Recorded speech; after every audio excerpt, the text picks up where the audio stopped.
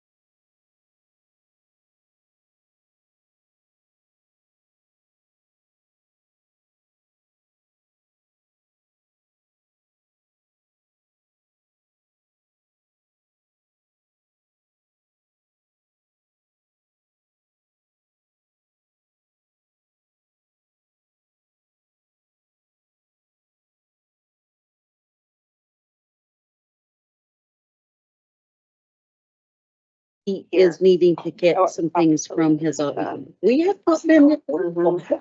Remember, we didn't know where we were. What end was up. What's your point? It's past 4:30, so we will go ahead and get our work session started. Mr. City Manager, did you have anything for the meeting follow-up? Mr. Mayor, Councilors, good evening. No, I do not have anything. Very good. Then let us continue on with Graves Consulting. Absolutely. Thank you, Mr. Mayor. This is the opportunity we have to work with the Graves Consulting team to consider our compensation plan, if you will, and see where we might be in relation to the market. And accordingly, if we find some variances and so on, the next challenge will be what it is that council would like to do to implement the recommendations that help true up those variances for the city of Casper employees. Tonight, however, this is really an opportunity for council to ask some questions, learn about the methodology, and become reacquainted, if you will, broadly with respect to the process that we are engaged in at this point. And we're very much at the front end of that process. So with that, Mr. Mayor, if I could invite Tracy and her team with Lori Graves, that would be very helpful. Thank you. Very good. Come on down, ladies.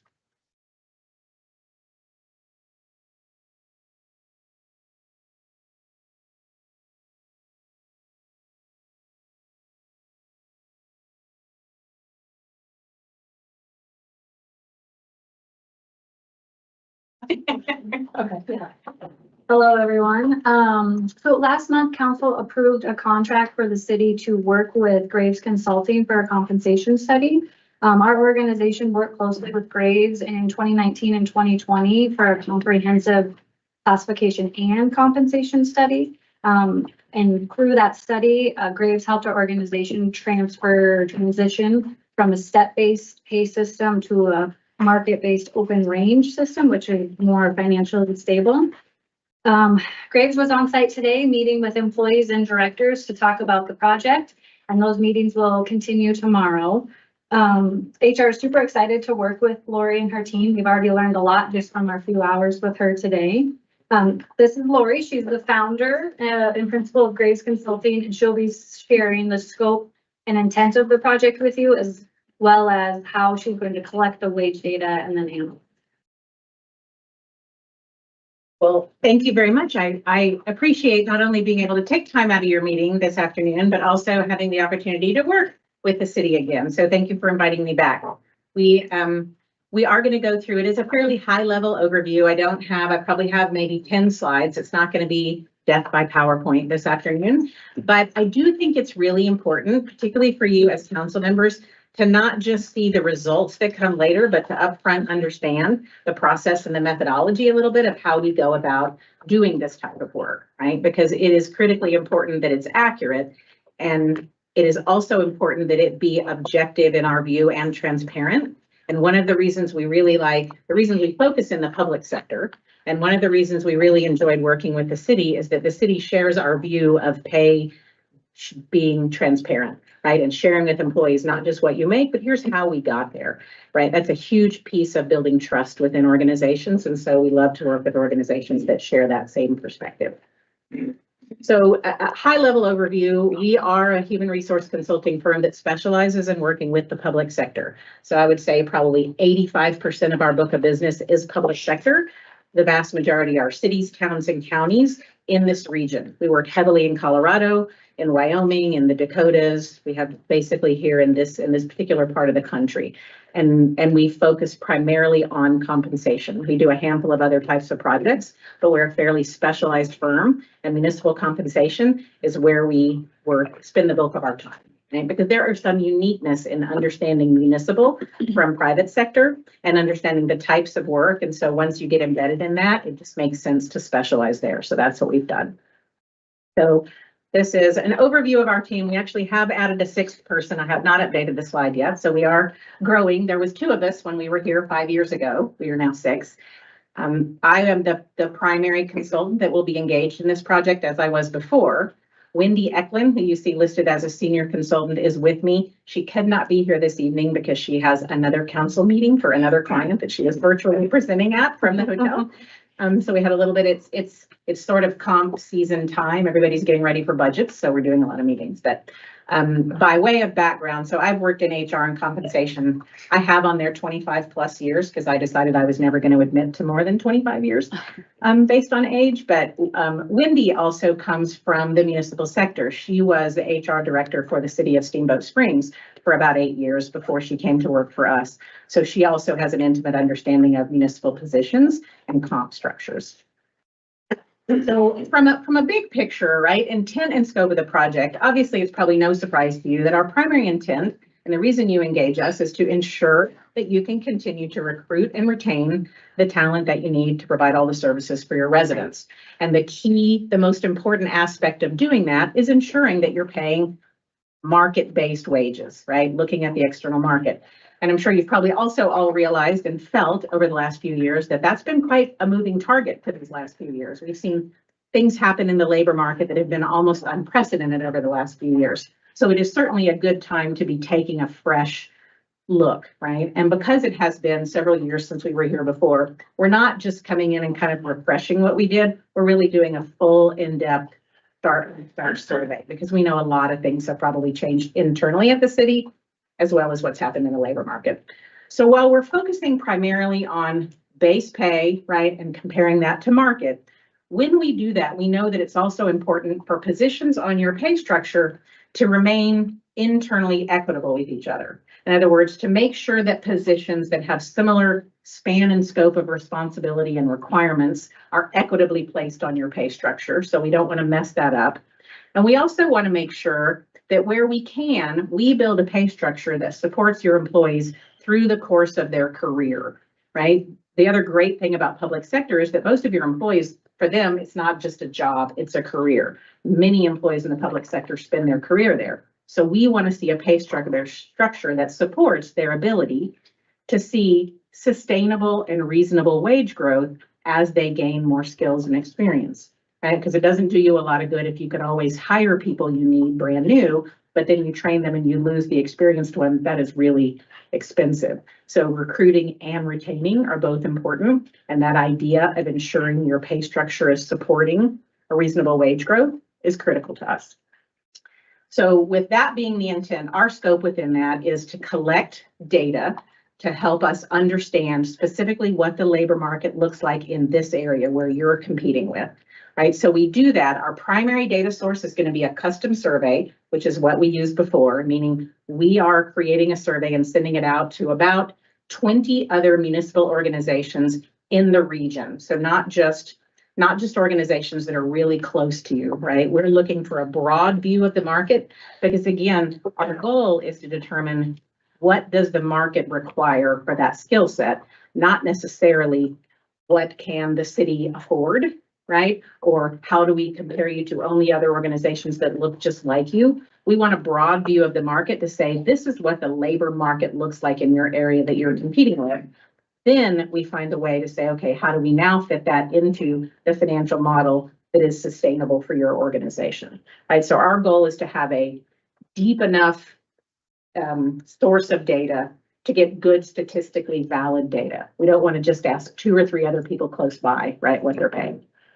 So we'll be using that custom survey. We'll be supplementing that with several large published survey sources.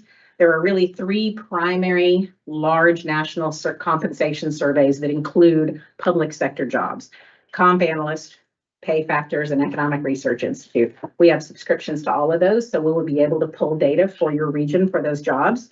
But we really want to rely heavily on that custom survey to make sure we're getting a very good look, right, of what it looks like locally and regionally.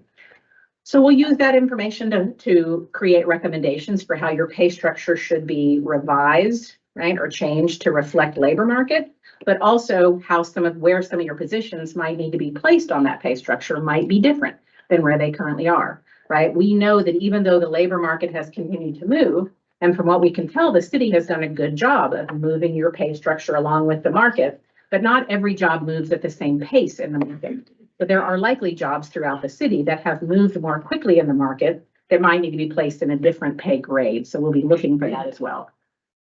And while most of what we're doing, as I said, is looking external, we are also going to be doing an internal pay equity analysis, which is just a fully internal look at all of the wages that current employees in the city are earning to ensure that there are not discrepancies in that data, either based on things like, race, gender, ethnicity, age, but also ensuring that positions, like we mentioned, of similar span and scope of requirements and authority are equitably placed on the pay structure. Because we know that sometimes market has a tendency to discount or devalue certain jobs that have very similar requirements to other jobs that have a higher market value. So internal equity is also something we look at. And then again, when that part is complete, we'll be including also recommendations for how it can be implemented. Again, we know that there is a limited amount of funds available. So our job is to say, here's what the market requires. What's the best transition to get you there in a way that is sustainable within your budget? Okay? And then to also provide recommendations for ongoing maintenance to the structure, which feels like it's worked pretty well because the one we built several years ago has been, what I can tell, maintained pretty well for the city. So we'll talk a little bit more about the data sources, right? In my view, the two most important aspects of a comp study is one, making sure that you can get good statistically valid data that is appropriate and that you understand the jobs well enough, each individual job, so that when you're pulling data out of those surveys, you're really matching them apples for apples, right? The titles could be very different for the exact same work, or your titles could be the same and the work is very different. So we make sure that we understand all of that, right? So our primary data source, as I mentioned, is going to be a custom survey supplemented by published survey data. When we pull information from those data sources, what we're pulling are actual wages being paid to other employees doing similar work. Meaning we're not just going out and saying, let's compare your pay range to their pay range and oh, is it close enough, right? We want to anchor our recommendations in actual wages that are being paid to other employees. We use that information to create a market average for each position. And it's that information that helps us understand how your structure might need to be revised and how placement of the jobs should fit on that structure. So when we talk about defined market, for us, defined market means who are the other public sector organizations specifically that we want to make sure we gather data from because we feel like they are in an area that is representative of the labor market that you're competing in. Right. So again, we've got a balance here. We want to make sure that we're getting a good broad view and we have statistically valid data, but we also want to make sure that it is reasonably from a region that has similar forces happening in their labor market, right? To understand the things that are pushing your wages one way or the other. So we don't want to see 2 or 3 data points for a job. We want to see 10, 15, 20, right? So that's why we take a very broad look.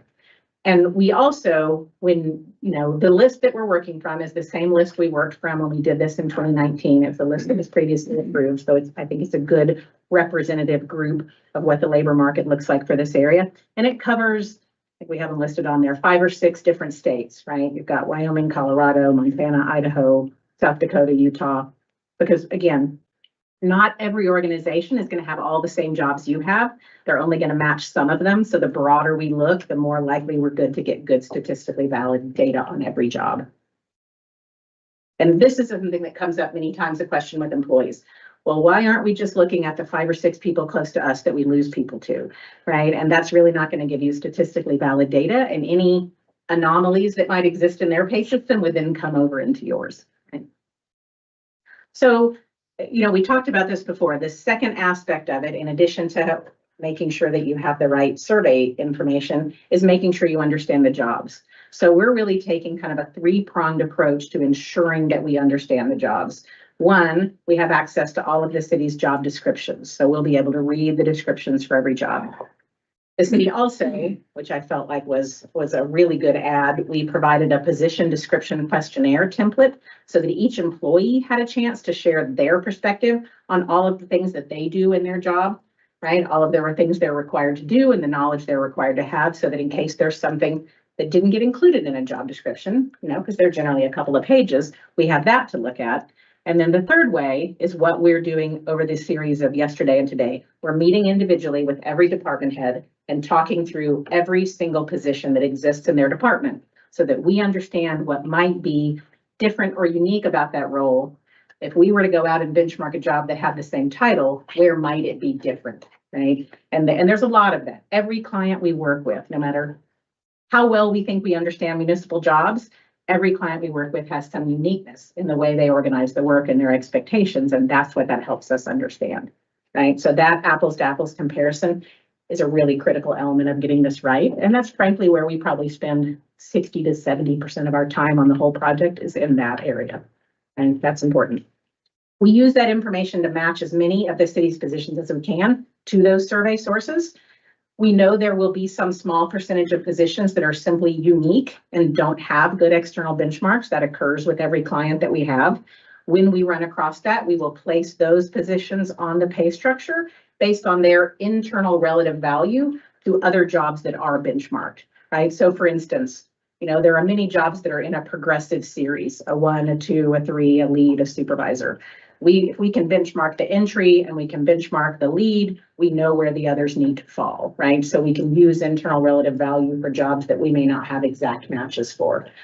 And then lastly, and this I think is also really important, is that benchmark information is going to be good, but it's not going to be exact. And so we know there's going to need to be some blending of benchmarks or some scrubbing or adjusting of benchmarks, because again, as we hear about the uniqueness in some of the jobs, we want to make sure the benchmark accounts for that. So if we find a job that we say, okay, we're going to match this to that, that's a good fit, except that job at the city has a higher certification requirement or a higher experience requirement. Or maybe they've combined two skill sets together that are usually separate jobs. We need to make sure we understand the market value of both pieces of that job and we blend that together. Right? So that is where we spend a lot of time. Pay structure design. So in addition to making sure that we really understand the market value for the jobs, how you have them designed on your pay structure is actually really important and is really impactful, right? So meaning understanding that each time you have a pay grade in a range, how wide that range is really matters. Wide meaning how far from the minimum rate, that lowest higher end rate, to the highest maximum rate. And here's why that matters, right? If you think about it, if you have a job that is an entry-level type of job that you're hiring for, and you put it in a pay range that is really wide, when you widen a pay range, you both lower the minimum and you raise the maximum.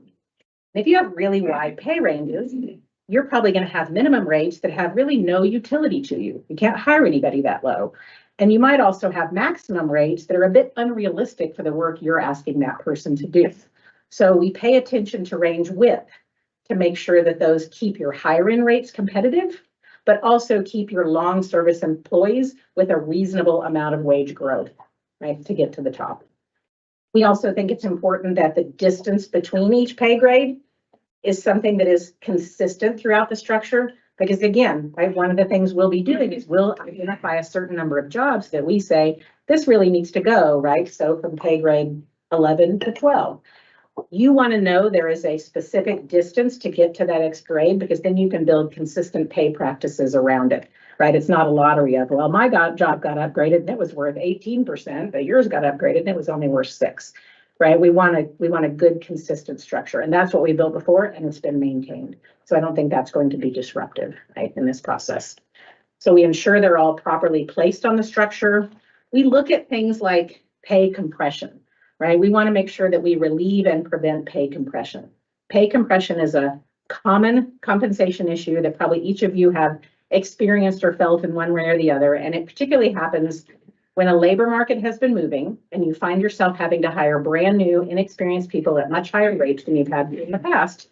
Their pay begins to get compressed up against longer service, more experienced employees who are in that pay range but haven't maybe moved as far through it as they should. Pay compression, what's really costly for you about pay compression is that creates turnover for you in your longer service people, the most expensive ones for you to leave, right? So we look at understanding where pay compression might exist and provide recommendations for how to relieve that. And then again, we want the structure to be flexible enough that it can grow with you, that jobs can be added, that can be adjusted as the labor market moves.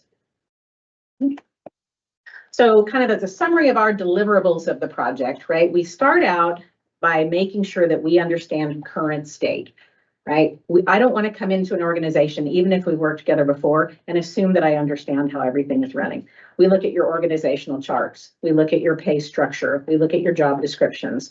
We look at, turnover data. We really want to understand what current state looks like and then make our recommendations from that. So that's really what we're kind of in the process of doing right now, is grounding ourselves in current state.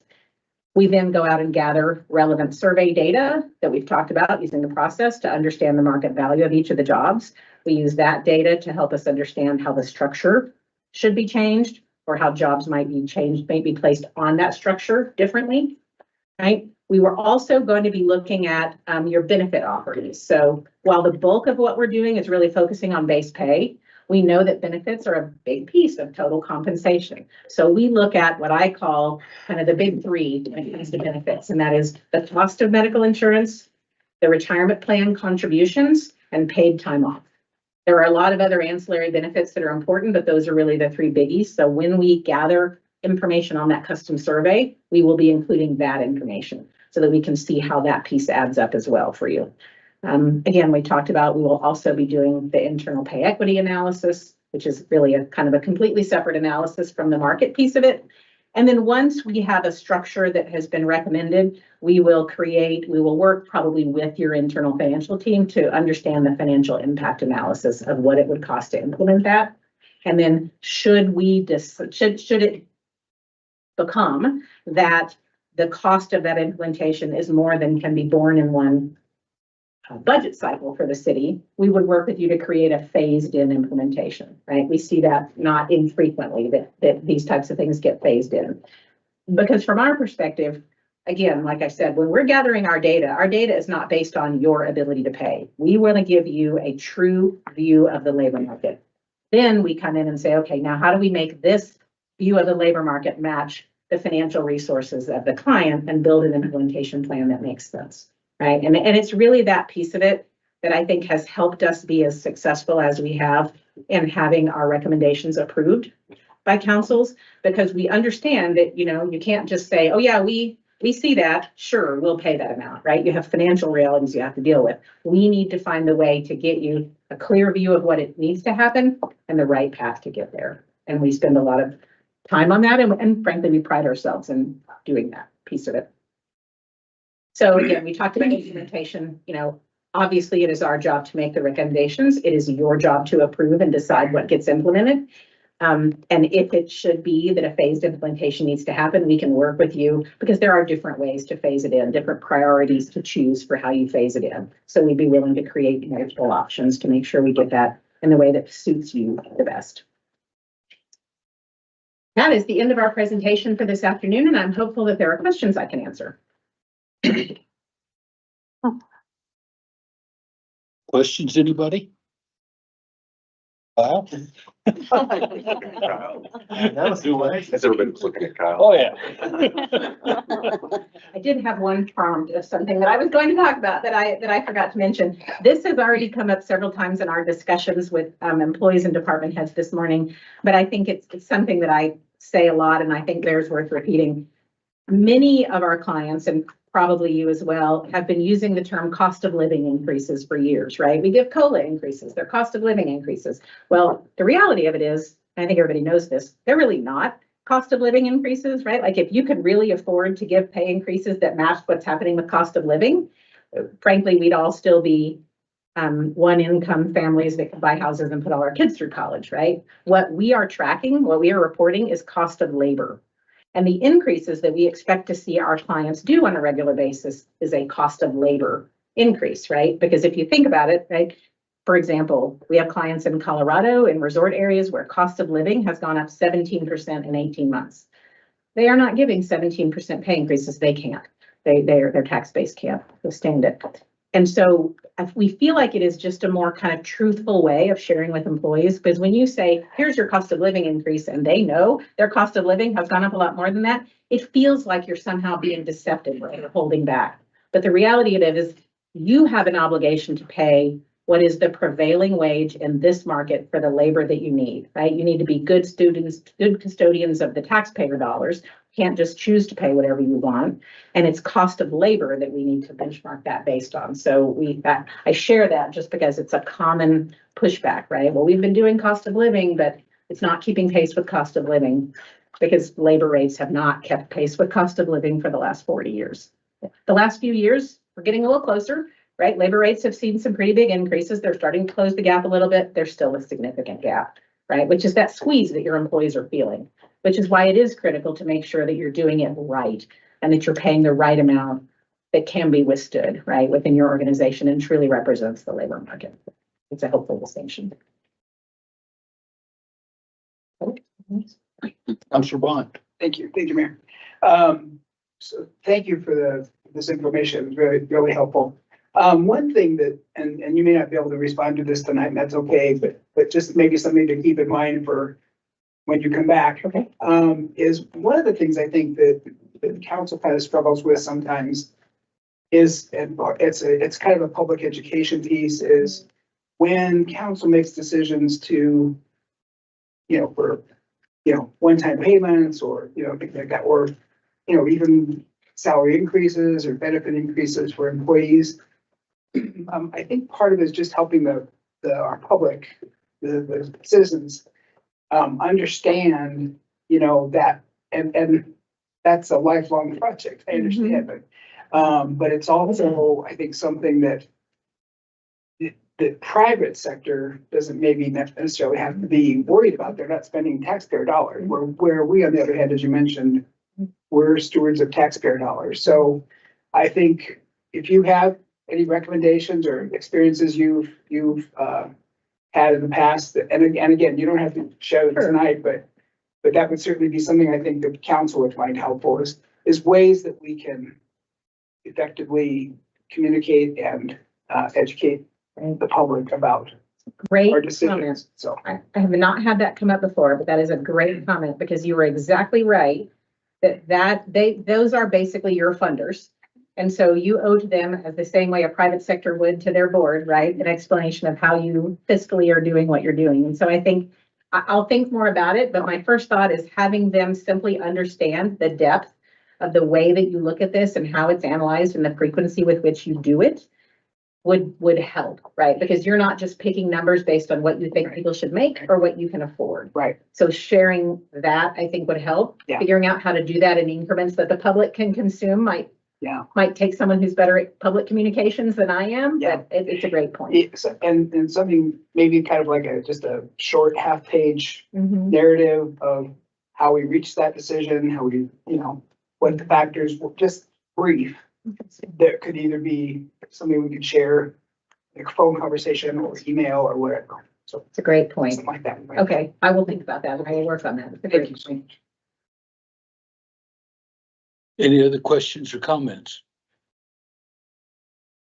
We appreciate the introduction and the explanation of how you go about it, because let's be a lot more involved than what I think a lot of us, or even a lot of our public, thinks goes into this. So we greatly appreciate the information and look forward to the report back. Thank you so much, Mr. Mayor and council members. I appreciate it. When will we get the report? That is a really valid piece of information. I was hoping you wouldn't ask that. Our goal is to be complete at year end, to be able to make decisions and implementation for 2025, for calendar year 2025. So we are going to target having information. We'd really like to have it in mostly final form, say by late November, so that we have a little bit of time to make sure we've got all the finishing touches and the financial analysis complete so that you have a good picture going into year end. Very good. And it certainly helps that you have an off-cycle fiscal year. The bulk of our clients don't. So everybody's right now in the big middle of budget season. And we are able to start this at a time when we're not quite as overloaded with other projects. So timing is working out well.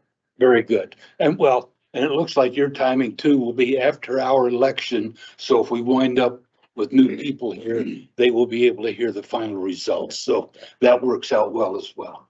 So, yes, Thank you. thank you very much. Did you have anything else, Tracy? No, I didn't. Thank you. Okay.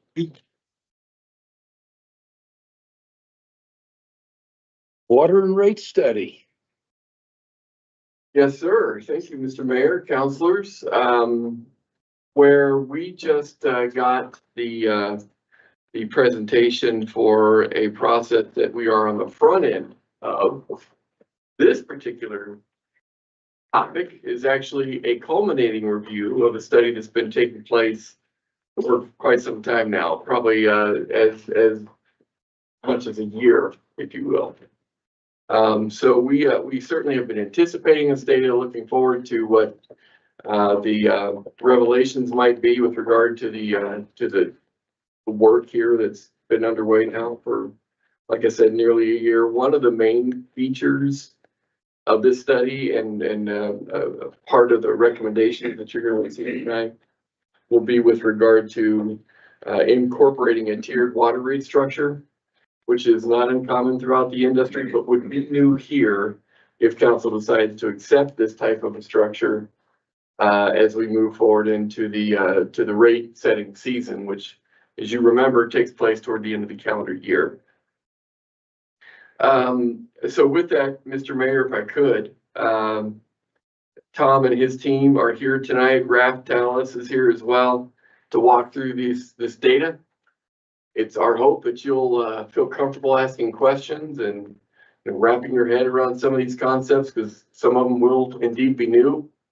And while we are offering recommendations for your consideration, we will not be seeking direction as it relates to implementation tonight. But again, rather coming back to you during the rate setting season to see what level of recommendation adoption that you would like to have. So with that, if I could turn the floor over, I'd appreciate it. More than welcome. Mr. Brower. Mayor, councilors, thank you. It's exciting tonight, and I'm really proud of the amazing work that Bruce and Raftalis have done on this, the rate studies. And I think it's important for me to kind of set the stage a little bit. The rate studies that we're looking at we're calling them water and sewer rates. And it's important to keep in mind that these are not water treatment rates, and these are not wastewater treatment rates. It's our cost for delivering the water to our customers and our cost for conveying the wastewater to the regional wastewater treatment facility. Raftalis, again, they've done a really amazing and thorough job, and they went through an enormous amount of data, looking at years and years of fiscal information to gather what's called kind of the cost of service.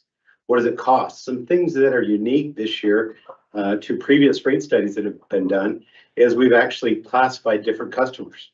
It's a different amount of money and infrastructure that it takes to serve our residential versus our commercial versus our irrigation customers. And they've separated those. The other component that Carter mentioned that's very important is a tiered rate study, or often as I was told, the conservation rate is the way it was taught to me. And that is because the cost to produce just the water that we use for drinking and our household uses is much less expensive to produce than it is the 4 and 5 time peaks that occur in the summer for all the irrigation water and everything else. And so the concept of conservation rate is if you really use a reasonable amount of water, we charge you, the lowest rate possible to maintain the infrastructure. But as you use and essentially even waste more water, that rate of that cost of that water goes up. And that's because our cost of providing that service goes up as well. And so again, Todd's here tonight to present this. Bruce has done a great job of stewarding this through, and we've had numerous meetings and have stared at numerical models till I've gone cross-eyed, and they've really done a thorough job. And again, I think Todd has done an amazing job of distilling this down into a really understandable step-by-step process, and strongly encourage any questions or comments. And I know there's a couple items that may come up, and I want you to be aware that a lot of that was direction that I had specifically provided to them when they were preparing this. So with that, I'm going to turn it over to Todd.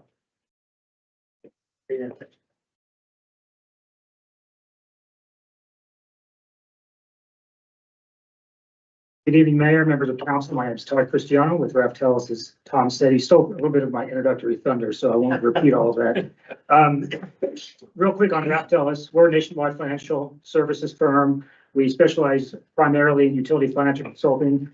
Cities, municipalities, and utilities like the city of Casper are our bread and butter.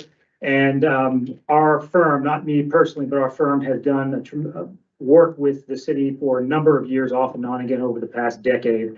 So it's a pleasure to be here in front of you to provide the summary of our results of our study, which should take about a year. So we're going to go into some details here. I'm going to start high level, and then we're going to dive into some details, and I'll slow down a bit there because there's some things that might look counterintuitive, but we'll walk through those. And please feel free to ask questions as we go along. And is it this area button right here? Okay, I don't want to blow it up. There we go. Here's our agenda. It looks pretty lengthy, but a lot of this is pretty quick. Talk about what were the studies and goals and objectives. Tom mentioned some of them. Talk about what the rate study process is. What is it that we do for the city?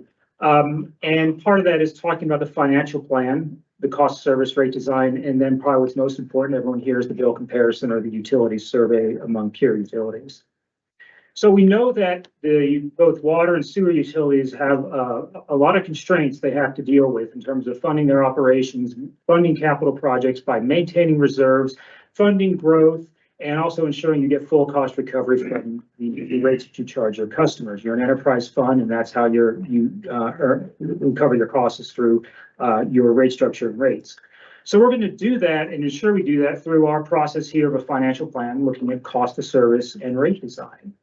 And that's our process. And to give a little more context in three components, our financial plan tells us how much money do we need. We have a budget that we have. We have an operation and maintenance expense. We have salaries and wages, as you just heard. We have capital projects we need to fund. And in some circumstances, at least with the water utility, we have some debt service we need to pay. We need to maintain reserves. We need to maintain what's called debt service coverage. All that, it needs to be recovered through your rates. So how much money do we need from our rate revenues or the rates that we assess to our customers? Cost of service is everyone paying their fair share? And I kind of liken this when you go to dinner with a group of friends, say 10 friends, a nice restaurant. The bill comes. One way you can pay for the bill is just split the check 10 ways. Everybody goes home. And so if you had a salad and your friend ordered the porterhouse steak, you're going to pay part of their steak cost, right? Well, cost of service is a little different. The other way to look at it is everyone pays their fair share of their meal. So if we think about customer class in the same way, we can just take your total cost, your total budget, just divide it equally among all your different types of customers, and everyone pays the same rate, which is what you have now. Or you can do some cost analysis to figure out, well, the residential class should be paying X, the commercial class should be paying Y, and irrigation should be paying Z. Okay, and that's just total cost. That's what cost of service is. And there's a lot of machinations that go on behind the scenes there. Obviously, we look at budget data, it's engineering data, system data, operational data to help us determine how those costs are divvied up into those different class buckets. Finally, the rate design is, well, how are we going to get the money? So the financial plan tells us how much we need. The cost of service tells us who's going to pay. The rate structure says, how are we going to get that money? Is it all just a service charge with no volume rate? Or do we charge just the volume rate? Or do we have a tiered structure? And how are we going to do that? So we're going to walk through all three of those components of what we did because we had some changes which caused some, shifts some things around. But to give it some context, obviously the city's water and sewer utility is pretty robust. Just a few numbers here. 420 miles of water mains, and you can almost drive, if you lay those end to end, you could drive from east to west in Wyoming, and we all know how long of a drive that is. 5.4 million gallons water delivered in the winter, 21.8 delivered in the summer. You have 18 storage tanks, you have over 3,000 fire hydrants. So just this out of sight, out of mind system has a lot going on, needs to be being maintained on a daily basis. Same thing with sewer. 304 miles of mains, 8,000 manholes, 7 million gallons per day of wastewater conveyed through the system to the treatment plant, and about 22,000 customers. So we have to make sure we maintain on a daily basis and maintain a certain level of service that the city of Casper customers expect. So let's jump into the financial plan here. What is the financial planning process? Like I mentioned, we worry about our revenues that are coming in. Our rate revenues might have grants, might have some sales tax revenue, might be issuing debt. We have our expenditures. We have our O&M budgets. We have our capital budgets. We may have debt service we need to pay on loans we issued previously. And that's all under the umbrella of financial policies, like reserve levels. You have to maintain a certain amount of reserves in your bank account And you also might have coverage ratios, which is associated with issuing debt, kind of like debt to income ratios when you buy a home. And through a bunch of scenario analysis, we try to optimize this financial plan because there's different levels of capital projects each year. Debt service might be changing year to year or something like that. So it's kind of a back and forth process that develops our multi-year financial plan. And you'll see the results of that in just a moment for the water decision. So here are some general assumptions. General O&M is going up 4% over the study period. Utilities, about 5%, chemicals about 8%. We're assuming a nominal growth of 0.5%, just to be conservative. Our reserve targets, like I just mentioned, the operating reserves is 90 days of operation and maintenance expense. So it's the minimum amount of money we need to keep in our bank account, so we don't want to dip below that. We have a capital reserve, which is equal to 1 year's depreciation expense. And what does that mean exactly? Well, essentially, we know that assets depreciate over time. If you think about your car, it depreciates over time. And in theory, for every year worth of depreciation, you should be socking money away to replace that asset at the end of its life. The same thing we're doing here is saying we want a capital reserve because we know our assets are losing value due to obsolescence or just getting worn out each year. So we want to make sure that we hold back a reserve about 1 year's depreciation expense should something come up beyond what was budgeted in our capital program. So, for example, if there's a huge emergency that is well beyond what was in the capital budget, you can dip into this 1 year's depreciation expense reserve to help maybe fund that emergency project or unaccounted for payment. Debt service coverage is 1.5 times debt service. And as I just mentioned, this is the inverse of debt to income. So those of you who may have purchased a house in the past, they look at your debt to income ratio. The banks are very interested in your debt to income ratio. This is just the inverse of that. They just want to make sure that you have enough revenue coming in to be able to pay the debt. And that's the coverage target they want us to use. And that actually all these items come from your reserve policies, your financial policies. So these are all within the current city policies. So our rate revenue adjustment strategy here, as I mentioned, is that we obviously want to fund operations in our capital improvement program or CIP using rate revenues and to the extent reserves. You know, we don't want to build up massive reserves. We want to be able to balance that. We want to maintain a healthy reserve in case something comes up and be able to plan for the future.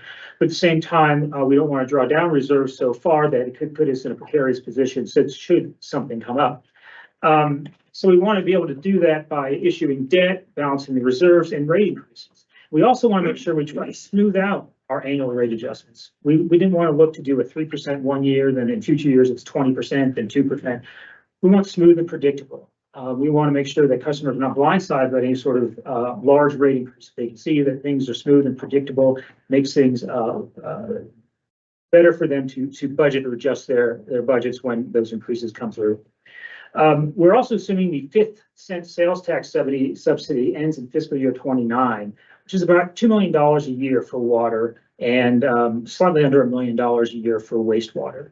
And that was one of the drivers for the revenue adjustments because that was a fair amount of transfers coming into both funds to help fund capital projects. So that was one of the drivers for the financial plan increases.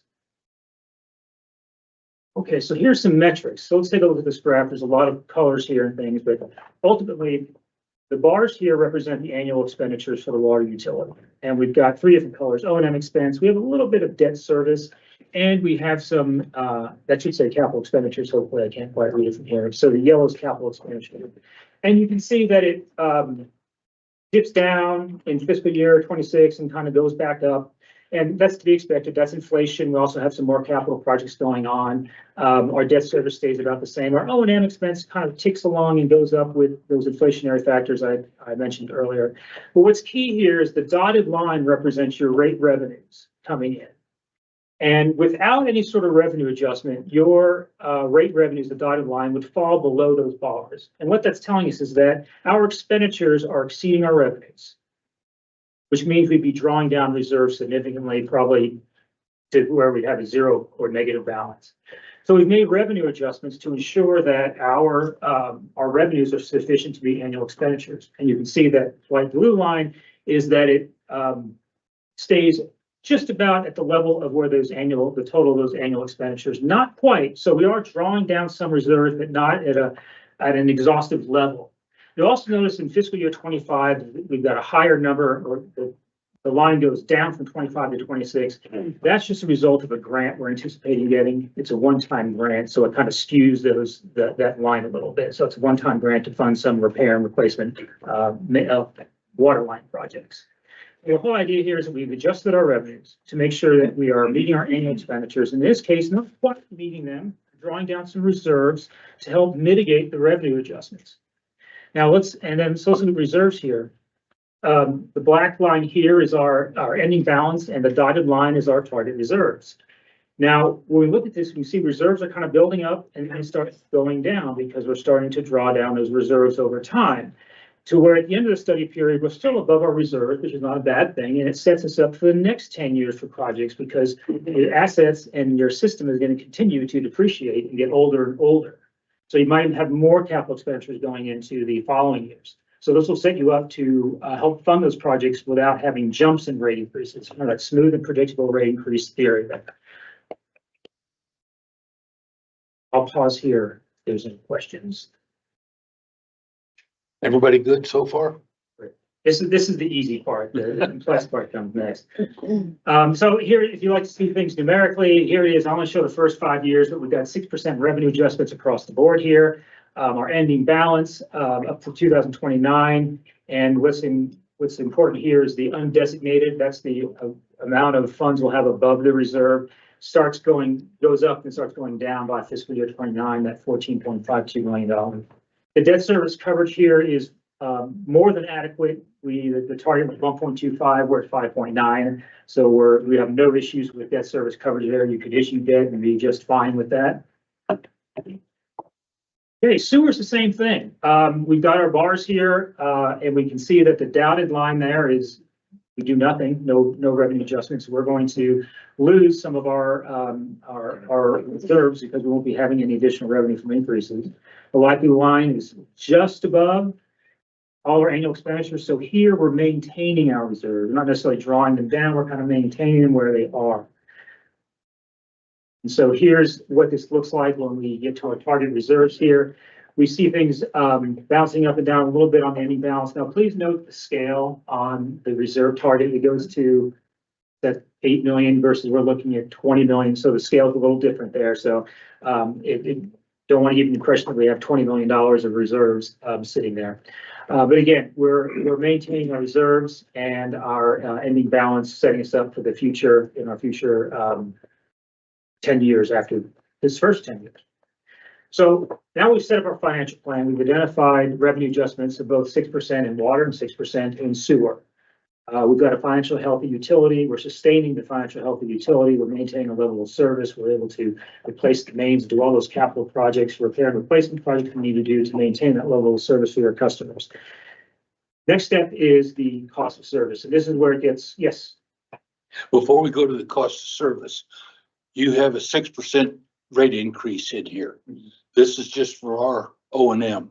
Now, if we were to get an increase from the regional water, in other words, the cost of our product coming in of say 3%, would that need to be tacked onto your 6%, or did you figure in something in there? Our O&M includes those costs, the water production costs and the sewer treatment costs, and we have allowed for an annual increase in those costs. Okay. Unfortunately, I don't know those off the top of my head. That's fine. I just, because we're purchasing the water versus not purchasing, so to speak, anything in the sewer plant, I wanted to make sure that was figured into these. And I wanted everybody to understand that part of it. So thank you. Mayor, councilors, if memory serves me correct, the number that was put in there was a 4% increase. Okay. Per year for the cost of the purchasing the water. Thank you, Mr. Brower. Okay, here we go. Cost of service. What is a cost service analysis? Well, I kind of mentioned it. It determines the amount of revenue that we need to recover from each of our customer classes. Right now, you don't have customer classes. You just have one rate for everyone. In your billing system, though, however, you've denoted different types of customers, residential, commercial, irrigation, and parks. So we're going to use that information to help do our rate design. So it determines the amount of revenue to be recovered from each customer class, which we've created based on the billing system. And it considers the number of customers in each of the class, The size of the meters of each of those customers. So if you think about residential, the majority of residential customers have a 3/4 inch meter. That's usually the smallest meter. And commercial customers probably have a range of meters, 3/4 all the way up to 4 inch and that sort of thing. So different types of customer sizes, I guess, if you will, based on meter size, and the demands they place on the system. So if we think about this with residential customers, when's their highest demand? Probably in the summertime when they're irrigating the yard. So if you look at an annual profile of a residential customer, it just goes up and down like that. Irrigation is probably similar, but maybe more pronounced in the summertime. Whereas commercial is probably pretty flat line. There might be some bumps in the summertime due to, restaurants getting more activity or more business and whatnot, but commercial customers tend to be a little bit more flat. And those different types of profiles place different demands on the system, which incur different costs. So what we have to do is we have to try to capture those costs through our cost of service analysis and assign those to the various customer classes. I think I just repeated everything. So yes, so it recognizes the different demand characteristics. And for water, that would be your average day demand. Just if you were to take the total volume billed in residential and divide by 365, that's the average day demand. There's also peak demands, just like your water, the water utility, the treatment plant has a peak day demand. Your customers have a peak month type demand. And so we have to look at those demands for each customer class separately and the number of customers, but also the number of customers by meter size, because that does play a part in the demand. The larger the meter size, technically, the larger the capacity required to serve them. And they might have a different sort of demand profile within that commercial class. Now, sewer, a little different here is we have to think about the contributed flow or the billable wastewater flow. That's what comes to the treatment plant. Obviously, when you residential customer irrigate the yard, that's not going to the treatment plant, but the indoor washing your clothes in the showers all goes to the treatment plant. Wastewater strength and infiltration and inflow. The last two in this study were last two dots here in this study, not too much of an issue here. This is typically what we do, but because this is just a sewer line, we're just talking about the conveyance of sewer or wastewater. Wastewater strength, infiltration, and flow don't really have an immaterial impact on how we're calculating the rates. All right, and the cost to service will vary by customer class. That's the key thing. So the steps to this are: we develop a revenue requirement, we assign the costs based on the system facilities or functions in the system, and we allocate functionalized costs based on how the facilities are designed. I think I have another slide that illustrates this. And we distribute those costs to customer classes. So let me see here. Okay. So to illustrate this, we determine our revenue requirements. So we look at our budget, we look at our capital program for the year, we look at our debt service. We have to add all these things up, and we know we get some miscellaneous revenues from different sources. Turn on, turn off fees, hydrant water, late fees, the like. Right? We can subtract that off of our costs for the year. That comes up with our revenue requirement or the revenue required from rates. We have to take that line item revenue requirement. We have to put it in these different buckets: purchase water, transmission main, storage, pumping, metering, because all of these facilities here all drive a cost. It costs money to maintain the transmission systems or operate them. Same thing with storage and pumping and metering. So we go through this process of functionalizing and putting the revenue line item revenue requirements into these various buckets, because this is how the system operates and is designed. These facilities here are the ones that determine the cost of your budget each year. The next thing is we know that each of those facilities have a certain design parameter or operational. And for example, a water treatment plant is designed to meet maximum day demands. Storage tank is designed to meet peak hourly flow, or fire flow demand. There's a fire that's drawn from the storage tank, and you need to have that pressure and that flow to be able to do that. So we're able to look at all those different buckets, those different facilities, storage, pumping, and we know we have to allocate those costs based on the design parameter of those facilities. So like I said, a water treatment plant meets maximum day demand. It also meets average day demand. So we can take the cost and assign to that bucket and allocate some to this average demand cost and a peak demand cost, so on and so forth. Well, how does this relate to customers? Well, we know that each customer class has an average demand per year. They also have a peak demand for the year, and they have a number of meters in that class and number of bills in that class. We can essentially take our dollars, our numerator there on step number 3, and divide by those values in step number 4 to come up with unit costs that get us to a customer class cost of service based on their unique demand characteristics and the cost of each of those different components. I breezed through that in about a minute. It takes much longer to do the work on that, so we can go into more detail if you like, but basically at the end of the day, this is a cost allocation exercise of ensuring the cost of how the system's run and designed and how the customers place the demand on the system, that we align those two and assign those costs to those customer classes.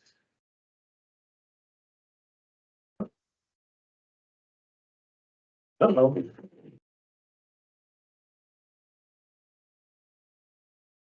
So that's rate design, or that's cost of service. All right, rate design. So we've gone through financial planning. That tells us how much we need overall, 6% for fiscal year 25.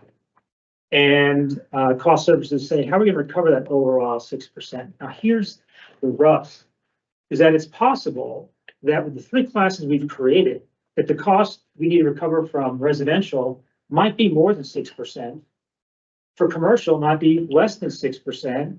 And for the irrigation customers, it might be more than 6%. But when you add up the total changes, system-wide, you're getting 6%. Okay? So that's one change. So we go from 6% for the financial plan. We have these different percentage increases based on the different customer classes. But when we get to rate design, it's going to change yet again. So before we did any rate design analysis, we talked, Bruce and Tom and I talked about what are some of the objectives of these rate structures. We just didn't want to throw spaghetti on the wall and say, well, that looks good, let's do that. There's sort of an art and a science to it. So we wanted to talk through, well, what's important to the city and the community that's going to kind of mimic the community values here. Well, we know there's some required objectives. We want rates to recover the overall cost, regardless of who's taking them. Overall, totally want to get enough cost. B, we want to make sure they're defensible. We don't want to create rates that would be subject to some sort of litigation. We don't want to do that. So those are kind of gimmies. The other ones we looked at were obviously revenue stability, cost recovery between classes. That's probably the biggest one. That's why we're creating the different customer classes, is we don't have cost recovery. We don't have any subsidies between the customer classes. And the cost recovery within a class, that probably more applies to a tiered structure like what we've done for residential. Efficient water use, conservation is the tiered structure we came up with, customer understanding, and ease of administration and implementation. Now, what's interesting, I have seen in the past where people have gone through the whole gyration of coming up with different rate structures, really fancy rate structures, and then at the very end, 2 weeks before council meetings, are talking about implementing these. The billing system won't handle it. So that's really a key thing, is making sure it's ease of administration and we can do it. So we did double check to make sure that these changes can be made in the billing system. So I think we're okay there. And obviously customer understanding, we didn't want to have anything too complex that kind of negates what we're trying to accomplish with this. So let's take a look at your current rates. Now, right now you have a base rate for inside city and outside city, and outside city is greater than inside city. You have a base charge of $10.17 per bill, regardless of customer. All customers get charged $10.17. So if you're a 4-inch customer, $10.17. You're a 3/4-inch customer, $10.17. And there's 1,500 gallon volume allowed in that. So if you use 1,500 gallons, you're paying $10.17. Use anything more than that, you're going to start paying these tiered rates over here. So you do have a tiered structure there, but again, this applies to everybody. Applies to residential and commercial. So you can see it goes, the first 1,500, it's 0. The next 500 gallons, $2.40, very small window there. Then anything over 2,000 gallons is $4.79. So everyone's paying $4.79 after 2,000 gallons. Well, we'll see in just a minute that the tier 1 residential rate is less than that $4.79. But that changes as the tiers increase. And for sewer, $12.75, and that includes 2,000 gallons of billable volume. And the billable volume is the average winter consumption for each customer of January through March. And that's just estimating that that's what's going to the sewer plant. That way we're not capturing, we're not billing for irrigation and that sort of thing. And any billable volume over 2,000 gallons is $5.19. Now, most residential customers have about 4,000 gallons average winter consumption. So they're going to see, right now they see $12.75 plus 2 times $5.18. That's most, on average, that's the average residential sewer bill. We have some changes to that one as well. So what's recovered in the rate structure? When we were looking at this and looking at those pricing objectives, we wanted to we wanted to look at how we want to recover our costs. Now, what's important here is cost service analysis is not a fixed variable analysis, meaning, well, we'll put all the fixed costs in the service charge put all the variable costs in the volume charge. If that were the case, the service charge would be $100 a month and you're paying 3 cents per 1,000 gallons because there's very little variable cost in the volume charge. Well, notwithstanding the water production that you pay, but normally with, it's chemicals and utilities and that sort of thing. So the cost of service looks at how customers place demands on the system. So that's why it's a little difference. We have the customer related cost of sending the bill, reading meters, and we have the volume related cost of representing how the demands are put on the system by the different customer classes. So our monthly service charge covers the cost of billing and administration, and it covers the cost of meters, the replacement of meters, your field service groups going out reading the meters, talking with customers, pulling the meters, replacing, repairing the meters, and a bit of fire protection, and a portion of capital costs.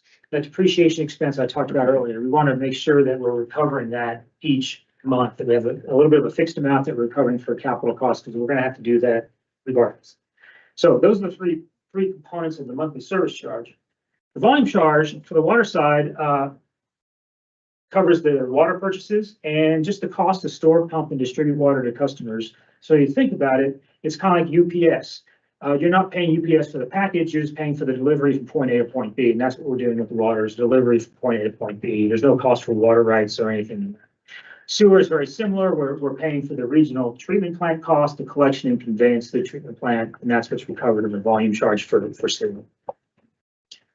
So that being said, let's look at the proposed water rates. Now we're switching to a service charge by meter size for all customers. Everybody pays the same service charge by meter size, whether you're irrigation, commercial, or residential.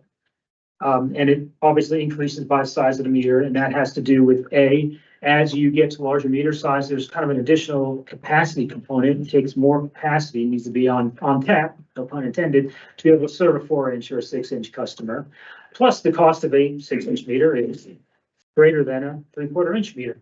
So it scales based on meter size. Now here are the changes to the residential. First of all, we came up with 4 classes: residential, commercial, irrigation, and parks. Parks is the new one. Residential, we have 0 to 5,000 gallons. The average indoor use is around 4 to 5,000 gallons, like I mentioned. We have 5 to 20, which is kind of the average outdoor water usage. 20 to 35 is a little bit above average water usage for outside, and then anything over 35 is just larger customers using water. Now, in terms of whether we know whether these larger customers are efficient or not, we don't know. They very well may be efficient, and they may be in that 35, that tier 4, even if they try to cut back a little bit, because some are efficient. But the tiered rates, $3.04, that's lower than the $4.79. And so if you look at the break points here, 304, I think it says 390, then 608, 760. You think back to that 479, when we look at the bill comparison here, there's probably some levels of consumption that these proposed rates with a 6% revenue adjustment based on and cost of service adjustment, that some bills might go down and other bills go up at different levels. But it's only for 1 year, because we're making a huge change in the rate structure. We're going from one service charge for all meter sizes with a little bit of a volume allowance and a volume rate that applies to everybody, to separating out customer classes and then designing new specific customer class rate structures. So we've really gone 180 degrees here. This is a huge change. Commercial and irrigation are both uniform rates, and that's fairly typical for commercial and irrigation. And we have a parks rate now, and I believe that's 70% of irrigation. That's the proposed parks. Tom and Bruce and I talked about developing a special parks rate. So what's key here is there's just a lot. We're making a big switch from what you currently got to what you're possibly changing over to. And so there are going to be some instances where we're going to have some bills going down and some bills going up. But I'll show you a bill or a typical customer usage, and we'll see how that impacts the residential customer.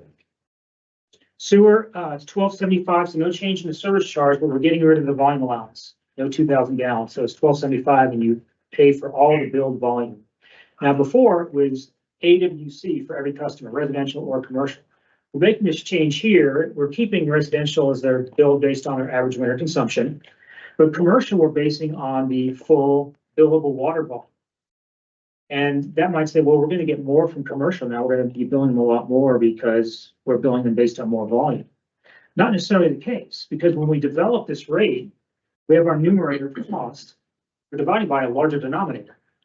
We've got all the commercial volume in. We made that change because we know that, there is some variance in water usage for commercial customers. Some have higher water usage in the wintertime, some have higher water usage in the summertime, and that would be returned to the sewer. So this is a more equitable way of doing that. And you'll notice that the rate is now $3.30. It's gone down from the $5.19, the $5.18 that we had. And that's because we're dividing by more in the denominator, including all the volume for commercial. So that kind of offsets the billing on actual volume. Now, there might be some revenue stability issues associated with that because now you're billing on actual water volume. And if there's a super wet year, you may not show all the billable water volume for commercial, but you get about 37% of your total revenue from your fixed charge anyway. So you're pretty insulated from that. So I wouldn't imagine that being an issue. Okay, let's look at some usage profiles. What we decided to do here, because looking at just one bill doesn't really do it justice, because some customers will have a bill in the wintertime that goes up, maybe a bill in the summertime that goes down a little bit. So we wanted to give you a profile of 3 different types of residential customers, a low, medium, and high. And we actually went back and looked at the detailed billing data and said, give me the mean or average, give me the 90th percentile, and give me the low percentile, and came up with this distribution of customers. So you can see we've got a low use, which is 52,000 gallons a year, average use about 95,000 gallons a year or 8,000 gallons a month, and then a high user, 155,000 gallons a year. And you do have a number of high user customers in the residential that are marked as residential. That was kind of unique about the residential platform. You have a really big distribution of customers along the gamut of water usage profile. So we look here, the 52,000 gallons per year, we're going to see an increase, an average monthly increase between the water and sewer of about $5. You get to the average customer user, it's going to be neutral, nominal change. And then when you get to the higher volume customer, you're going to have an increase there. But what we've done is we took those profiles, applied the existing rate structure to all those months under the existing structure, all the volumes from each month under the proposed structure, took the difference of those two and divided by 12. Or we took the difference took the existing total bill, annual bill divided by 12 under the proposed and existing rates. And that's what you're looking at here. This is the average monthly bill for the 12 months. So it's unusual. It is unusual. But again, it's a result of financial plan, the cost of service change, and then the rate design, the rate structure with 3 big things going on there. But once 2025 is through, you'll have this tiered structure and rate structure in place. Every year thereafter is just going to be across the board increases on all those components, 6%, 6%, 6%. So you won't see this dichotomy in future years. It's just happening for this 1 year as we make the switch over to this new rate structure. There are options to help with that, transitioning rate structures over a couple of years. That's a way to do it as well. But this is if we flipped the switch overnight and changed it over, this is what we would see. So if we look at things on just a 1 bill basis of 8,000 gallons, here's your survey. This is 8,000 gallons for water, 4,000 gallons for sewer. For Casper and their existing and proposed, and the blue box and the purple box there, compared to everybody else, you're on the lower end of the spectrum. We don't know what other utilities are going to be doing here in the future. They might be raising the rates here pretty soon. I work with a couple other utilities that are talking about that as well. That would maybe even place Casper lower as a result of the increases or the difference between the Casper and the next highest person. So you are on the lower end here, and the fact that you have very little debt is very beneficial. That you have sufficient reserves. But you also have a large capital program, and you also might be losing that sales tax as well. Those are 2 kind of unknowns. You're set up well for that. And hopefully any future expenditure will absorb that with your reserves and still maintain fairly rates in this level below the average or median here. So to wrap up, financial health, sustained financial health, 6% per year for water and sewer. Want to have equitable rates. We created some new rate structures, residential, commercial, irrigation, and parks. That changes the amount of cost we need to recover from those classes because we are doing the full-on cost of service for water. And with the new rate structure change, that's gonna adjust and accommodate those pricing objectives we've identified, which is gonna result in some rate bill impacts that might go up for some at certain levels and go down for others. That's why we looked at the annual bill comparison, because some folks have 4,000 gallons in the wintertime and 10,000 gallons in the summertime. So those all experience different changes for the year. And at the end of the day, with the proposed rates, even with 8,000 gallons is the average, even if it were a little bit higher, we chose other values, you'd still be below the average compared to the other one utilities that we serve. So that's my presentation. A lot of complex components there, so I'll open to answer any questions and provide some clarity if there are any questions.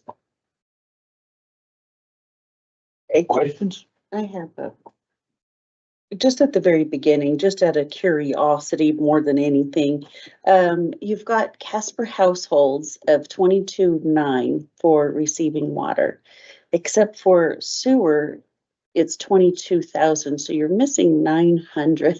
Well, it doesn't necessarily, I had the same question in the city of Pocatello just a couple of weeks ago. I was like, well, that's a good question, but I think there are a fewer customers on the sewer side. There are slightly fewer customers, but I'm not sure. It might be the outside city part of it. We have outside city on the water So side. people are on city water, but on the septic system.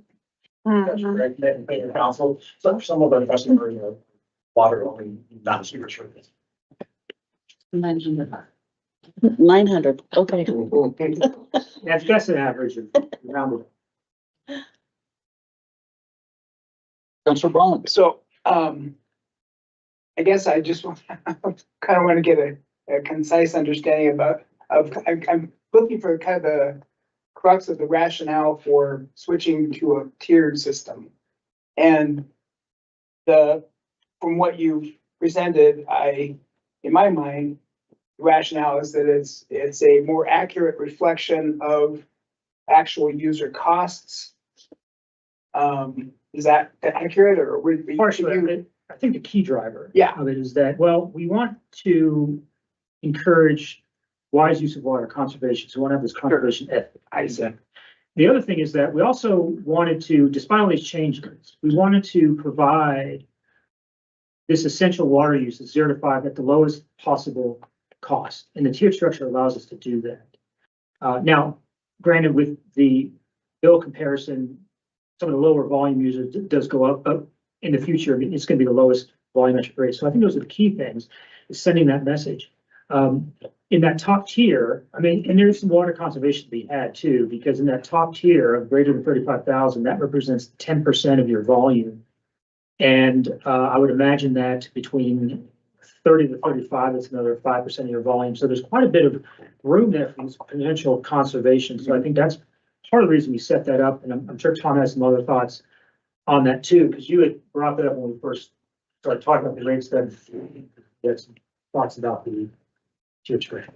Yeah, mayor, councilors, and having been involved, not to the level of that they go to of doing these rate studies, but having looked at rates for my entire professional career, I just felt, I know that the actual costs of supplying that water and everything else is really dependent upon those peak hour demands. And furthermore, especially, if I'm up in the middle of the night driving around and I look at the number of people that have water just running down the gutter, that really don't care, that I thought that there should be a cost associated with that. And it shouldn't be the flat line cost that says, whatever you use, we're just going to charge you $4.80 per 1,000 gallons.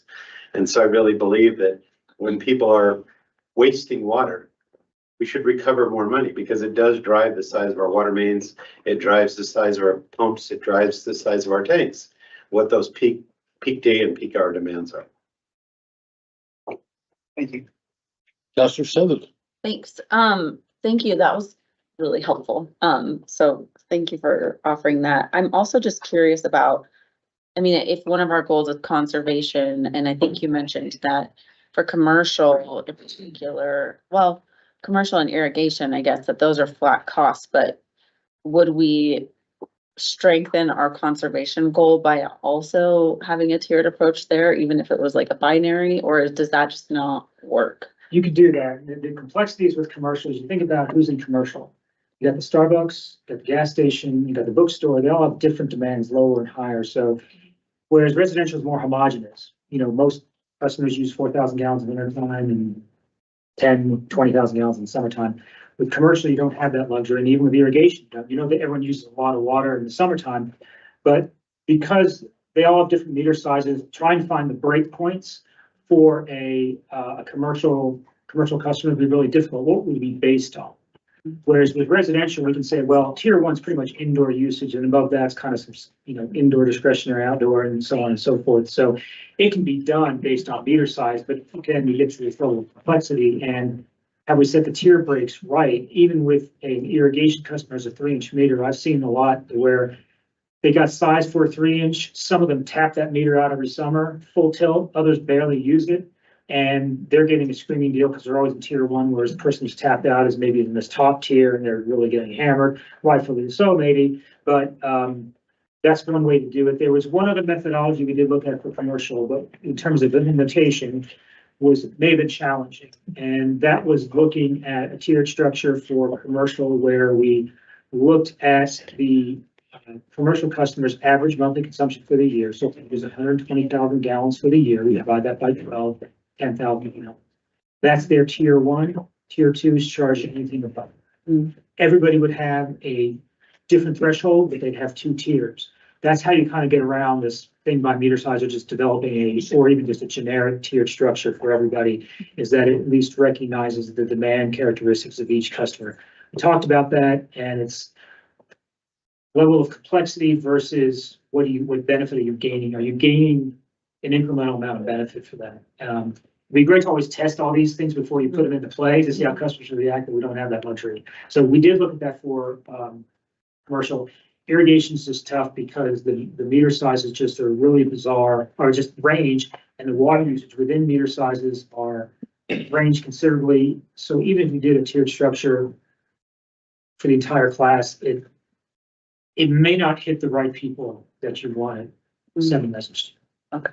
So I could summarize that a lot easier. Yeah. I'm a consultant. So. No, it's great. No, it's helpful to hear you think it through. So thank you. Mr. City Manager. Thank you, Mr. Mayor. I appreciate that. Thank you for the presentation and the work. 2 comments, if I could, Your Honor. One of which would be in response to Councilor Bond's question that I think was a really good question. And maybe it would help to sharpen the point on that a little bit. Is it fair to say that some of the objectives of the tiered rate structure would be to reduce subsidy that we are seeing right now in terms of some of our customers and large water users that really aren't paying their way? Is that a fair statement? Yeah, that is. Okay.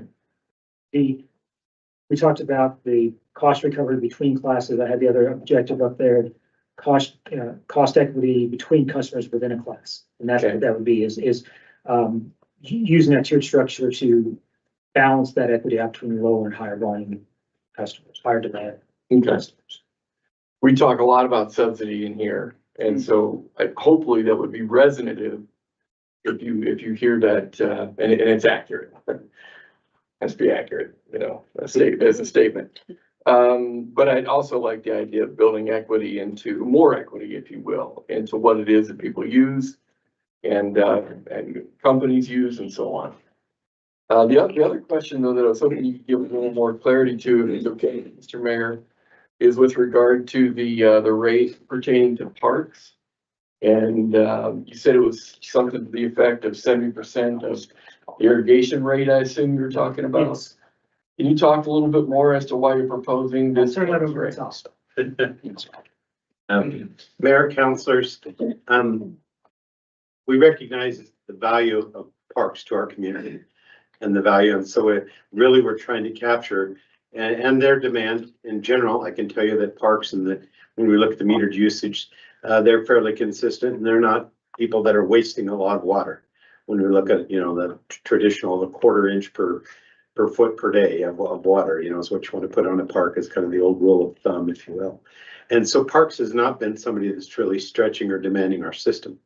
And so, I pushed and challenged Raftalis to try and figure out what's kind of the bare bones cost of the water? That doesn't have a lot of the additional costs associated with there because of the value of those parks, and not wanting to have the general fund subsidizing an enterprise. And so, as near as we could tell from analyzing that data, it came out at about 70%. So they're paying about, a little less than what they're paying now. Because right now the rate is $4.80 per thousand. And I think they're $4.73 per thousand. And again, that was trying to get it down to just the bare bones cost of the water for parks. So they're not carrying a part of all the additional costs. I would also say, I know it wasn't brought up, but I wanted to reemphasize that the rate model assumed that in the next 5th-cent sales tax, that we wouldn't subsidize water and sewer with the 5th-cent sales tax.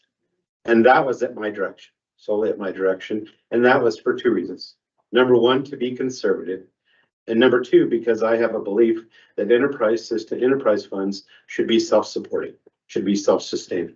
And by taking that $2.7 million out of water and sewer, that gives us more money to put in that general fund for Councilor streets, parks, other components. And we all know that we have more straws in the general fund cup than we have capacity. And so that is absolutely a decision to be made by a future council, because this can be 2028 or 2029. But it's just from my opinion, my belief to be A, conservative, and B, that enterprise funds should be self-supporting. That's why that was put in there. It wasn't Raftelis telling, oh, this is how it should be or whatever. That was the direction that we gave to them.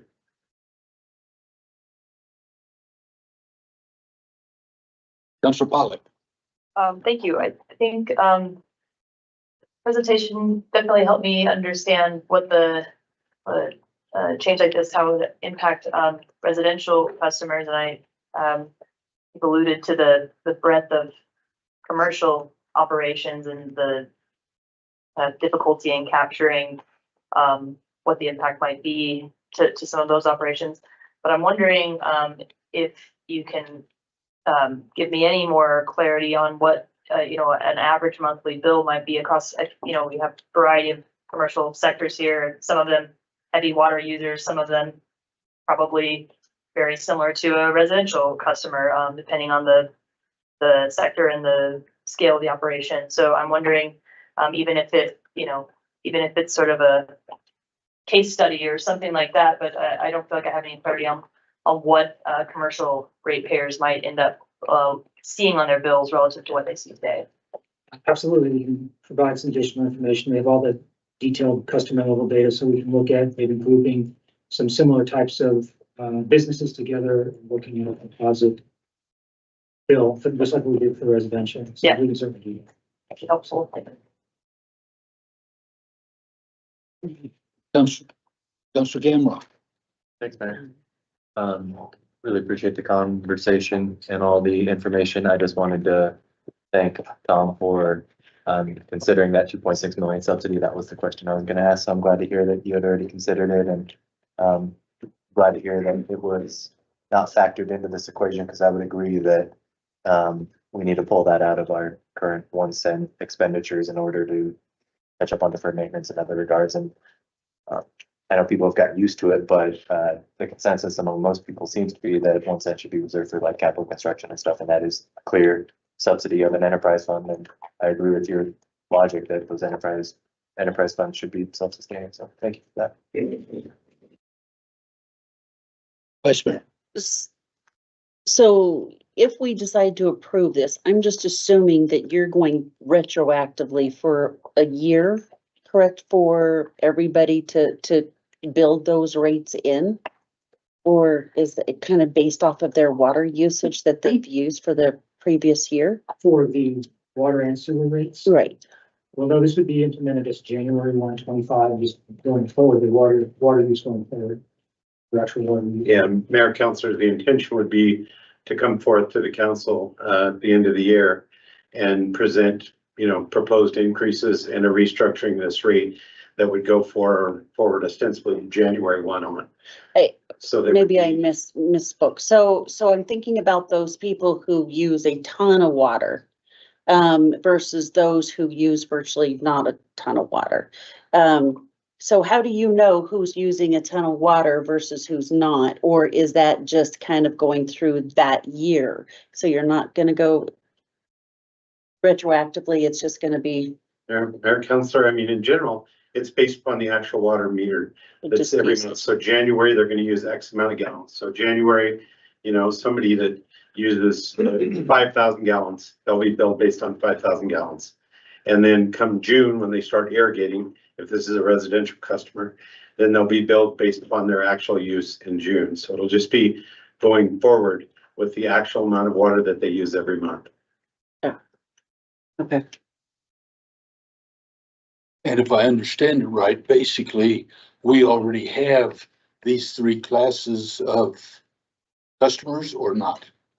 Yes, they're already in our billing structure, the three classes of customers being residential, commercial, and irrigation. Parks will be a new one. You know, Okay, Parks will identify those parks meters, which are parks meters, City of Casper parks, that will be charged that rate. That would be one addition to, you know, the billing software. very good. Any other questions? Mr. City Mayor, Manager. with respect to the conversation about, using 1 cent money in water and sewer, just to really be clear, those dollars are used for capital expenditures only. We don't use it to pay salaries for the operators and the you know, the utility workers and so on. It really is only meant to cover, capital expenses, pipe, basically. And so, with that in mind, I wanted to also say, that if, you know, we're worried about the general fund subsidizing the enterprises, I'd probably curtail that just a little by saying that any of the money that would be used in, the enterprise funds that, you know, would come back to the general 1% use categories, we don't use that in the general fund. We only use that in the capital fund. So capital projects outside of enterprises is what we would be talking about. So I just want to be sure our vernacular is accurate and clear. We don't use 1 cent in the general fund. We use it for capital projects, and we use it for capital projects in the enterprise. Thank you for the clarification. Absolutely. And by capital, so that I can make sure that everybody understands that, we would be talking about potentially the purchase of a fire truck. Yeah. The purchase of a police car, Correct. those types of things, Or streets projects. or streets projects. Exactly. There you go. But I wanted to make sure that people understood that we were still including fire and police in there as well. But yes, but that's what I wanted to make sure of, is that people understood that that would still go into, and we classify those as capital projects. Because that, again, is the difference between government speak and a lot of private industry speak. So I wanted to make sure of that. Any other questions amongst council? We thank you both. Thank you, Mr. Brower. Thank you.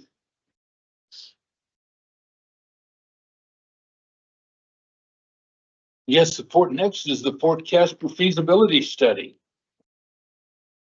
Yes, sir, Mr. Mayor, councilors. This too is a culminating, body of work that, you, commenced, a lot more,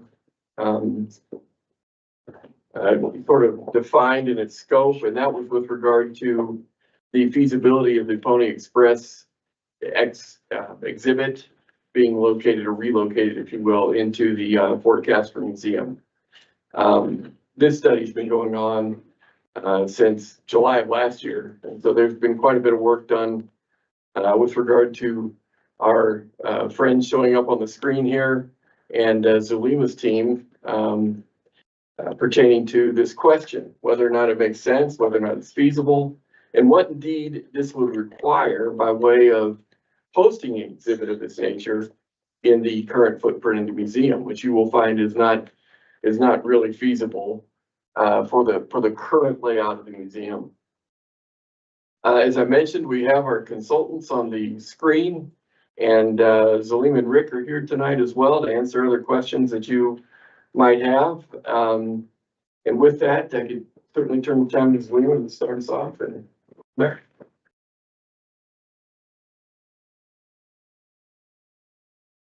Mayor, councilors, good evening. So as the city manager indicated, we've been working on this project since July of last year. At that time in July, I presented the 5-year business plan for Fort Casper Museum and outlined several strategies that we would execute to try to improve the subsidy position of the museum, get people excited, activate the space. And those included things like improved marketing, reviewing our rates, adding some programming, and but one primary component is that in order to really elevate Fort Casper Museum to the next level, we would need to make some pretty significant investment and consider the Pony Express collection as a potential investment for the future.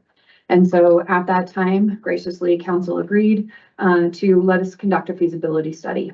While I had discussed the Pony Express collection with the staff and several people in the community, I did not feel well equipped to make a decision and provide a recommendation to leadership to determine whether or not we should accept the collection. I felt like it was really necessary to analyze it on several different levels and determine if it was truly a good investment for the city of Casper based on economic impact, visitor data, all of those kinds of things. And so again, graciously, you agreed to let us conduct that body of research. And we partnered with the Fort Casper Museum Association. They are our friends of the Fort Casper Museum, essentially. They are a nonprofit group that works very, very closely with our staff for the betterment of Fort Casper Museum for the community and for visitors. And so they agreed to fund the consultants to do this feasibility study for us and evaluate whether or not this would be a good investment. And so we went through an RFP process at the end of 2023. And unfortunately, due to various reasons that we don't fully understand, we were not successful in getting a consultant on board at that time. So the project was delayed slightly. Thankfully, in the spring, we were able to connect with Melissa, and you might recognize Catherine. She actually did some work on the feasibility study for the Ford Wyoming Center. And so as an expert in economic impact, for projects like this, they partnered together to conduct this body of work for us. And so we're excited to share the results and the ultimate recommendation. And with that, I would like to turn it over to Melissa Pricer to give you her summary and explain the results of her research. Good evening. It feels a little weird to be doing this through Zoom, but it's better than doing 2 full days of travel. So I am based in Dallas, Texas. And have been working with museums in a variety of capacities for many years, specializing with small museums, strategic planning, and fundraising. And it was a real pleasure to visit Casper last, I guess it was just into May, 1st of June, and get to know your community a little bit and also get to know your museum. So I'm going to do the whole share the screen thing, and hopefully all will work the way we want it to work, because we know how technology can be. Let's see here. Are we good? Yes. Okay. So this is who you're talking to. Want to go over the opportunity again, just so you know what we're kind of looking at. And this is the largest private collection of Pony Express related items that has been assembled over the course of about 40 years by a man named Joe Nardone. He was also a historian. He was passionate about this story. He wrote it many, many times in a variety of methods, from his truck to horseback to bicycle. And did a lot to just further the knowledge that we have about the Pony Express. He passed away in 2020, and the widow came back to Casper and the Fort Casper Museum and said, would you consider again this collection? It had been offered previously. As you may know, Casper, of course, was one of the stops on the Pony Express, and what is now Fort Casper was initially a station on the trail, and so that's a lovely way to kind of connect and broaden that story. Because of the size of the collection, this is also seen as a chance to expand the museum. That expansion would include a dedicated Pony Express exhibit, the Tripony drugstore exhibit, which has been in the works for a little while. Fundraising is happening, but it's coming slowly. And as part of that Tripony drugstore exhibit, there would also be an exhibit on downtown Casper businesses, historic ones, current ones, all of that good stuff. This expansion would also need to include some collection space because it's very rare to be able to display everything that you have for an exhibit, and they are out of room at this point. So here's a little bit more about the collection itself. The collection includes over 100 years of artifacts documenting the Pony Express and its hold on the public's imagination. Keep in mind, the Pony Express itself was only about 18 months, and yet we're still talking about it. And I think that's a big part of what makes this collection special, is it is also full of examples of the way this story of history has been remembered over the years. The artifacts include items related to Buffalo Bill's Wild West show. So Buffalo Bill included a reenactment of the Pony Express in almost all of his shows, which is a big part of the reason why the Pony Express has such a hold on our imagination still today. There's also an extensive archive of original documents. There are maps, there are bronze sculptures, there's examples of saddles and the mochillas. Mochillas are the bags that the letters actually went into.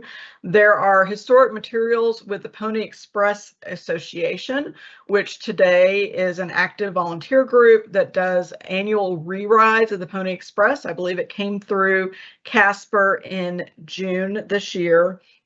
There are some relics from the trail period itself.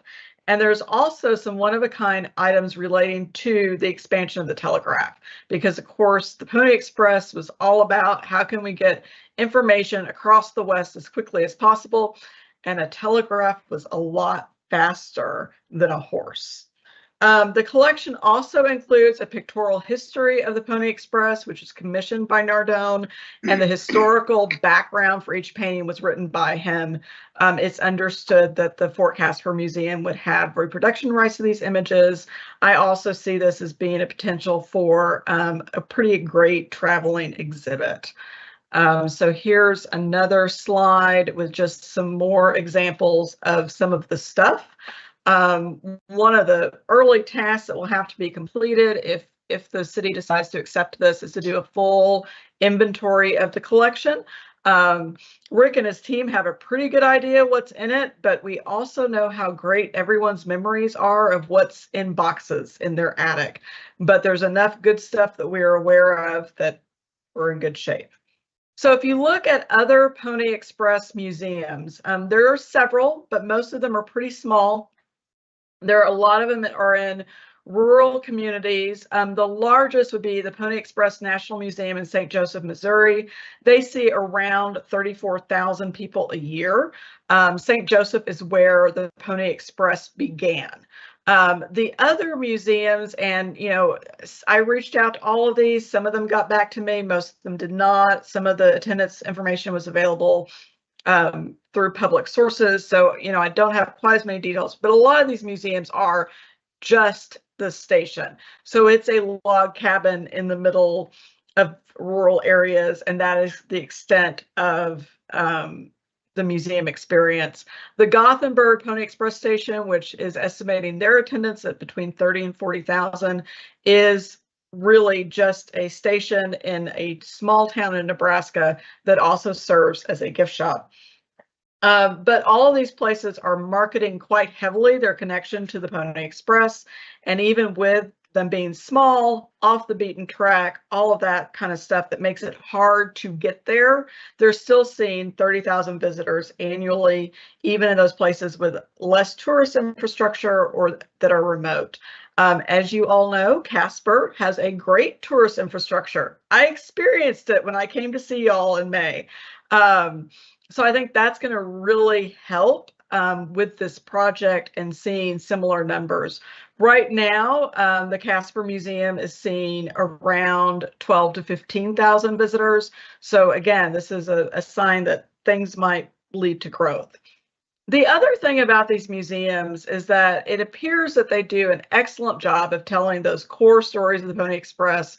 18 months, young men on horseback, riding through all kinds of terrain and weather and exciting, dramatic things. They're not exploring the lasting legacy. They're not answering that question that so many people have of us, well, if this was only 18 months, why do we still remember it? This collection can help answer that question. One of my conversations was with Pam Dixon Simmons, who's the president of the National Pony Express Association, and she did confirm that none of these museums are addressing that really essential question of why do we still remember this? And again, this collection is going to enable the Fort Casper Museum to start answering that question, explore that question, and fill a hole in that overall ecosystem of this particular history and of Western history as well. So, expansion. It's a big collection. The museum will need to grow in order to really use that collection to its full potential of storytelling and attracting visitors and all of that good stuff. As you know, the museum's already been working on an expansion to house the Tripany drugstore in the downtown exhibit.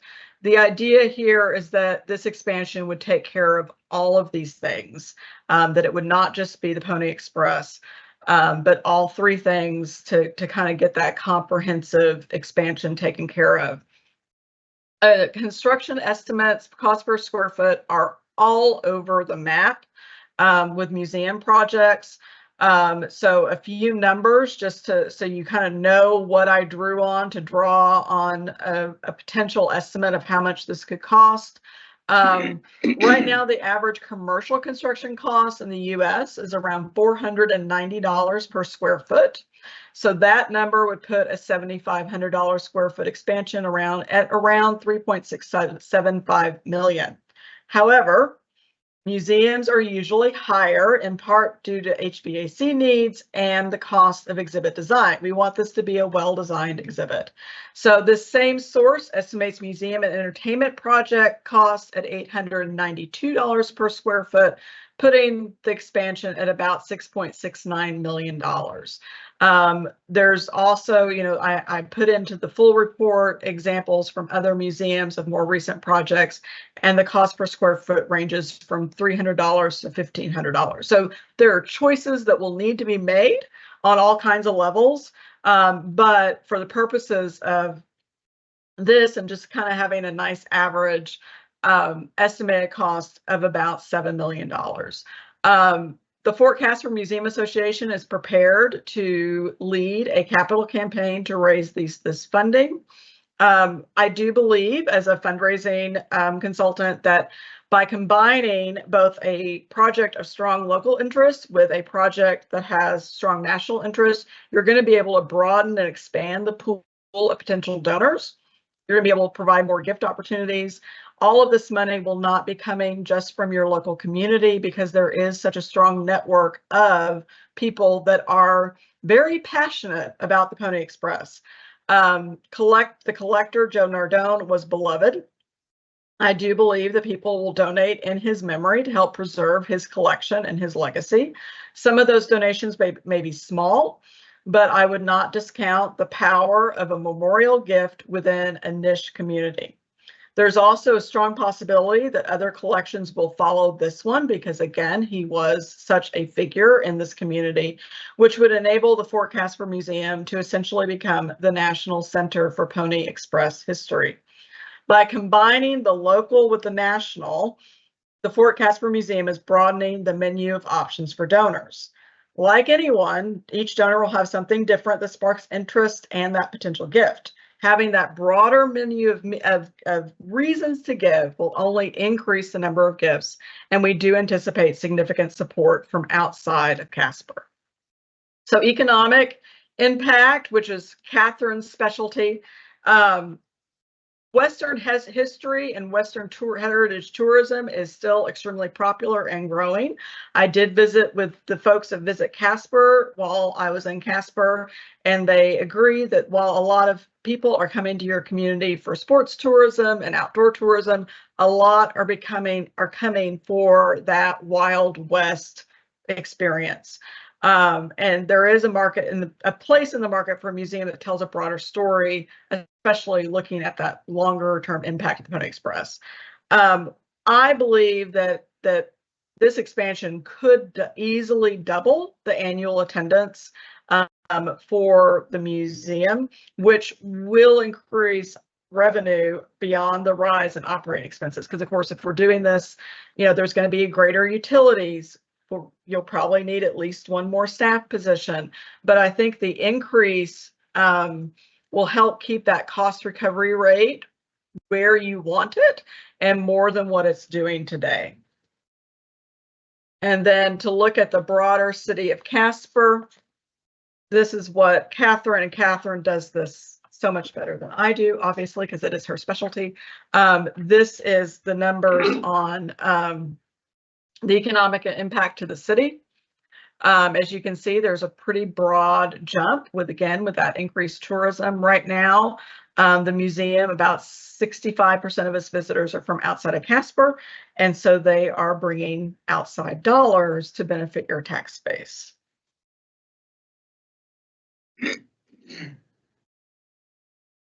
So just some final thoughts. This project, of course, is not without risk, but I believe that it is a risk worth taking. Elements for success are in place: an important, powerful collection that captures the public's imagination, highly skilled staff and volunteers to shepherd the project to successful completion, a robust tourist infrastructure ready and excited about additional attractions. And this is truly a transformative project, both for the museum and the city of Casper. And I will end the slideshow and stop sharing my screen. Maybe. There. Okay. So questions, I know you have them. Did you have anything else to say before I go to? Well, Catherine, is there anything you want to add? I kind of jumped through your part a little faster because graphs do wonderful things. Did you have something else to add, Salima? Mayor, councilors, I do want to give council an opportunity to ask our consultants any questions they have, and wanted to introduce Rick Young. You all probably recognize him as our museum supervisor. So he and I and Tom are here to answer questions on the city side of things, but certainly our consultants are also available to answer any questions you have. What Melissa with Pricer gave was a very, very broad overview. Hopefully you saw the executive summary as well as the full-blown report in the packet that was published on Friday. And so we want you to have an opportunity to ask as many questions as you have to feel comfortable moving forward with a decision either way. Questions from council? Vice Mayor. I'm assuming that it's still free, that the widow is still planning on donating that to the city of Casper? Mayor, Councilor, Vice Mayor, excuse me. So yes, there would be no cost for us to accept the donation other than to get the collection here to Casper. Right. And just as a follow-up, so if we go ahead and approve that, do we have a place to put those in the meantime? Mayor, Vice Mayor.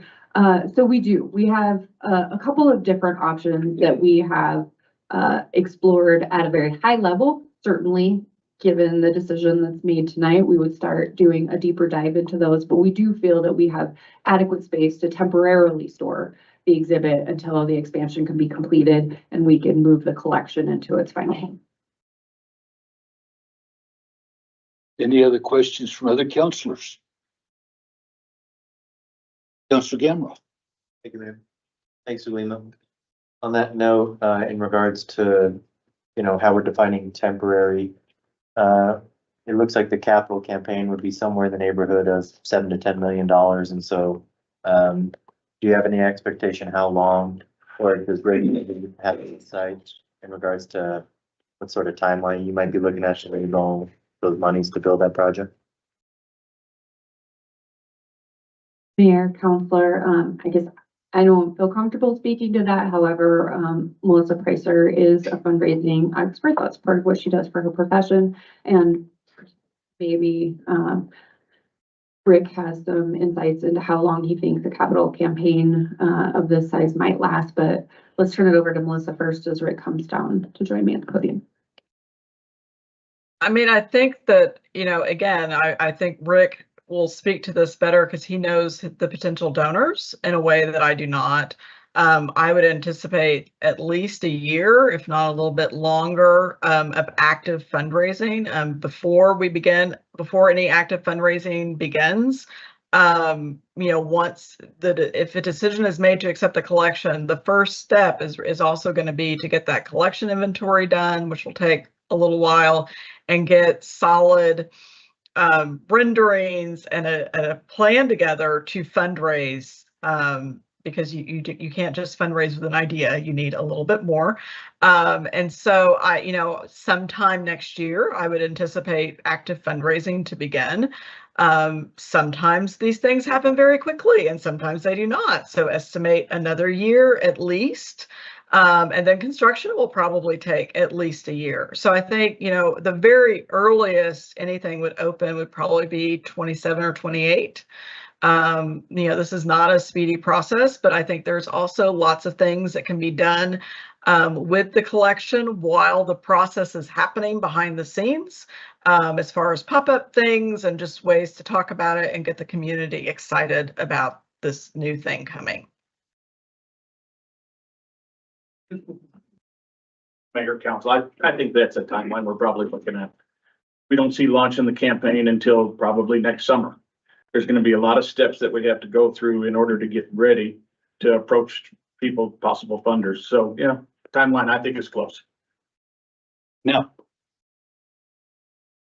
as a follow-up to that comment about the fundraising, are you going to need a design to be able to take to the potential donors? So basically we need to figure out a way to fundraise enough to pay for the design to get the bigger donors to come on board. Is that Yes, that's exactly right. We'll have to get an architect and an exhibit designer on board to figure out exactly what we need to build so that we know what our target fundraising goal is going to be, and we can show them what it's going to look like when we're finished. So yes. very good? Mayor, I'd just like to clarify a little bit, in reference to some of the seed money. So, as Melissa indicated, the Fort Casper Museum Association and other partners have been actively fundraising for the Tripany collection for some time. And so they do have a fairly substantial pot of money that they are willing to help use to seed some of these activities that need to happen in order to get us to the major capital campaign that needs to occur. And so, as you can see in the memo, they've already agreed to hire the exhibit designer and the architect, so that we can understand the total space that we need and get some concepts of what that could look like so that we can start the fundraising effort in earnest. And then once we hit a milestone, which could be determined by this body, whether that's quarter, half, 100% of the funding needed, then we could hire an architect and designer, or utilize the same one to do the full-blown design that would be prepared for construction. I primarily asked that question to make sure that word got out to the public via our broadcast. So I appreciate that added explanation.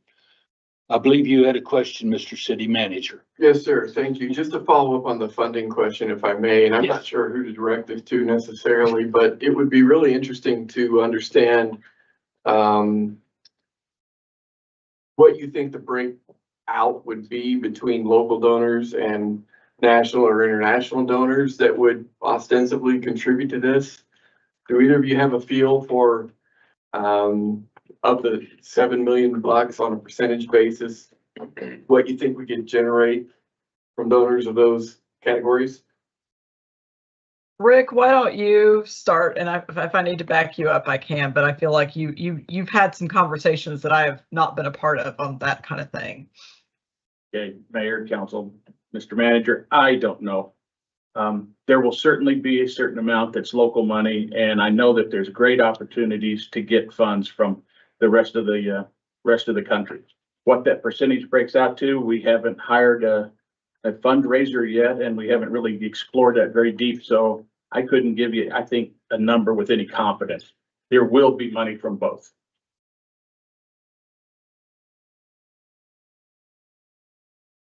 Councilor Polly. Thank you. I'm curious if there's a plan in place.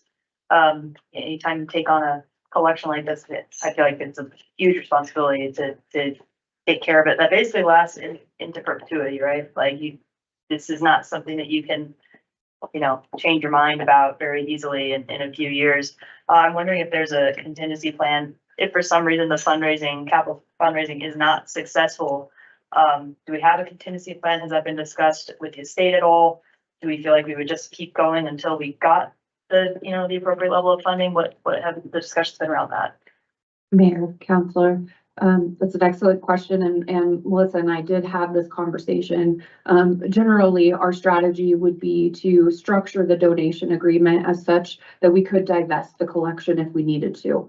And so that conversation hasn't necessarily happened with the donor. That would be in the next phase when we complete the donation agreement. But we would want to ensure that we have the ability to divest the collection if we're not successful and it doesn't look like there's a reasonable timeline by which we could build the expansion and display the exhibit. Any other questions from council? Can I just say something? I obviously, you guys know my background and where I work, the Trail Center. So I would say that this, I think, is amazing. I think it would be great for Casper from where I sit, just because knowing the visitors, we see at the Trail Center between 30 and 40,000 visitors a year anyways, and up there. And we interpret us, like it's mentioned in this thing, a slight piece of the Pony Express, but there is there's so much more, like has been explained, but there is so much more to understand and to know and to learn about the Pony Express that people are really interested in it. We have constant authors who are riding the Pony Express on a bike who come up and they write books, and there's one that just came out. I can't remember the name of it now, but there are several authors that do that. And we are constantly getting inquiries about the Pony Express Trail, to where having an asset like this, where you can go and have a place to send them to for more of their information and unique information about the Pony Express that is not available at our museum, I think would be amazing. Plus, it would just be a way to shuttle people around from the different museums of what Casper has. I mean, not everybody, also mentioned in this, is not everybody's here for sports. There's a huge piece that comes for history, and it goes hand in hand in my eyes with the pathways, the Glen and Vern, who are those national heritage pathways. A big part of that. Those people are going to come here for that, and they will purposely seek out. There's tons of homeschoolers that we see from all over Wyoming and other states that come in, and that's what they work on, is they learning about the Oregon trails, the westward expansion, and the 3 feet on the ground where they are. So I think it's great. We are constantly trying to do Pony Express little programs and things, and they're always well attended. So I think that it's a niche that, again, has been mentioned several times throughout this study, but I think you build it, they'll come. I mean, this whole process has vibes of when the Trail Center was first getting established. And so I'm like, oh boy, here they go again, but it can be done, and people love it and they support it, and it's international. We're not just talking local, it's international travelers. We just had what is it, 11 countries that came through via Visit Casper. It's huge for Wyoming tourism, and being someplace else besides St. Joseph, Missouri, I think would be amazing for Casper. Anyway, that's my 2 cents. Councilor Gamma. Thank you, Mayor. No further questions, but just to kind of pile on with Councilor Jensen, I think it's really exciting that this opportunity is in front of us. I really appreciate Rick and your association taking the lead on it. It sounds like for a very nominal contribution, we could aim to double the attendance at the museum and expand our facility, have a much nicer facility, create more economic impact in the area. And so, yeah, I wish y'all luck, and I'm excited to see kind of what sort of progress we can make. Any other comments? Are we all willing to give a thumbs up for accepting the collection? I think, yes, sir. Mr. Mayor, just to be clear, with that thumbs up, which I appreciate, I think it's a good decision. There are a number of steps that we need to take in an effort to do all that, as well as some budgetary impact that you already are aware of. We do anticipate that we will need to contribute about $20,000 to the effort in the form of relocating the exhibit here, as well as entering into an agreement with a fundraiser to help us in the capital campaign. There's a really good list of a couple things here of the steps that we need to take from here. You can anticipate a donation agreement coming forward. And then of course the work necessary to get the exhibit here, as well as cataloged and inventory once it gets here. And then of course you can see there on your memo, what we hope to do as it relates to design and concepts pertaining to assisting the fundraising effort. But I wanted to give a shout out to some of our financial partners that have already stepped up to the table. We've mentioned the Fort Casper Museum Association, which are great partners and do wonderful things. They are putting some money forward there for some of these costs that we have. But they're also we also have the relationship with Visit Casper. And while we haven't nailed down exactly what we think that cost will be, we're hoping that that range will be sufficient to help us land that $7 million, $8 million that we're looking for, and make this a real success. So with that, we will have some formal steps coming forward. You can anticipate those here soon. And we'll give you a call when the U-Haul comes into town, so you can see, the first exposure of the exhibit when it comes to Casper. No, you won't. Yeah. Go guard it, keep it safe. Nobody's touching it. Just to reiterate, make sure everybody's still on the same page with the caveats that we just received from the city manager. Is everybody still in agreement to go forward with the project? Very good. So You might not get the invite, but everybody else will. I don't know, yeah. They know what you're gonna do. yeah, your competition. No, not with not with museum quality stuff. We do thank you both for being here and for the work of the consultants and the team here. So thank you very much, and we look forward to 28 coming to see the new exhibit. How's that sound? Thank you. Thank you. Thank you both.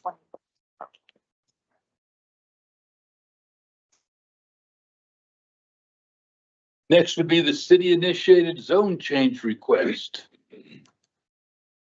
Thank you, Mr. Mayor, councilors. As Amanda pulls up the exhibit to walk you through a piece of property that you are familiar with and we've talked about before, unfortunately, not in horribly successful context in the past. We would like you to consider the property that you see on the screen here in a bit of a different light, so that maybe we can have some more success as it relates to transitioning this property to the private sector. The property that we're talking about here is at the corner of Trevitt Lane and Robertson Road. You can see that we're talking about 4 lots that the city currently owns, and we believe has some value in the private sector with regard to some of the needs that the neighborhood in the subject area currently have. You are probably aware that the current zoning of that area is under a PUD designation. However, we are suggesting that rezoning these areas on a council initiated basis, which does carry with it some different qualities. That would include a C2 general business as well as R4 high density residential, is in line with what it is that some of our master planning would suggest, and hopefully would be the secret recipe to getting that property sold and transition to a much more productive use for the community than what it currently sits at. We would like to entertain any questions that you have with regard to this item. And so with that, I'll turn the time over to Liz to walk us through some of these dynamics and see what your direction would be with regard to this property.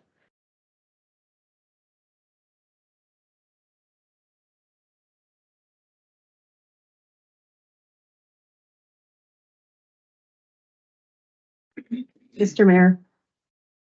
No, absent. He's here in spirit.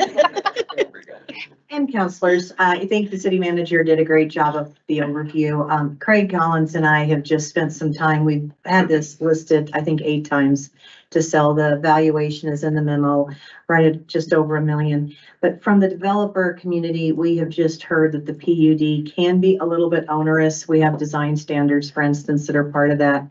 So we'd like to try something different.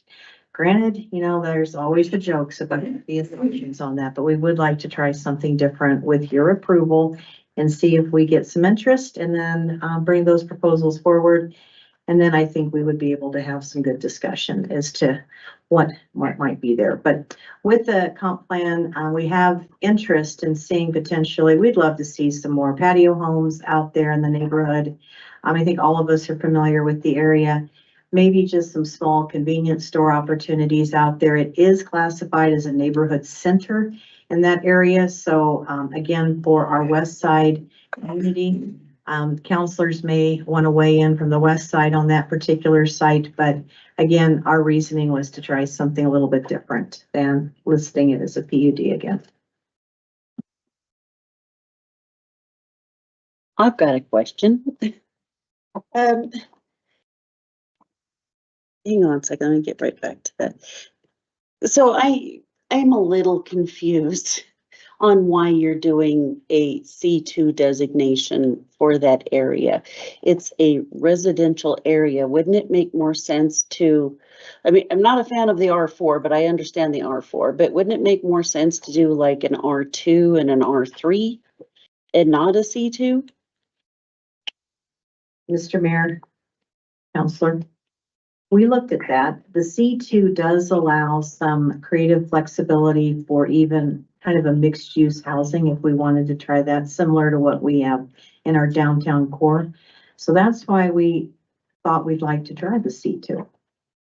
And not just have it all straight residential. If there was a way to get a little bit of office space out there, and again, some light commercial. But that's why we're here, because we will take your direction. And seriously, if you have some ideas on your profession that you'd like to see us play with lot 1 and 4 a little bit differently, pardon me, 3 and 4, don't have my glasses on, 3 and 4, I want to try something different down there. Let's try it. You know, I'll come back with you with some suggestions. Okay. But it just because it's tucked in, I guess I didn't see the value necessarily of a office building necessarily back in there. And it is already a concern for traffic, as Councilor Gamroth keeps saying. And so that's why I'm a little bit hesitant on larger apartment complexes in that, because that is going to be more dense for the population in that area, which would allow the C2, which would allow that. So it's Our feedback has also been, Mr. Mayor and Counselor, a little bit about the desire with that water access area to potentially have a place to be able to swing in, air up here too. If it is a C-store, a smaller one, a neighborhood one, and be able to grab the pops and the waters and. No, I think it's a great location It for is one of those. Yes, and so that's what we were looking at again for that lower area, but with the R4, R3, you can look at an R3, look at R2. Again, our previous interests have been with some ideas for patio homes, and we all know we've got a desire for more senior housing too, and so that's just what staff was playing with.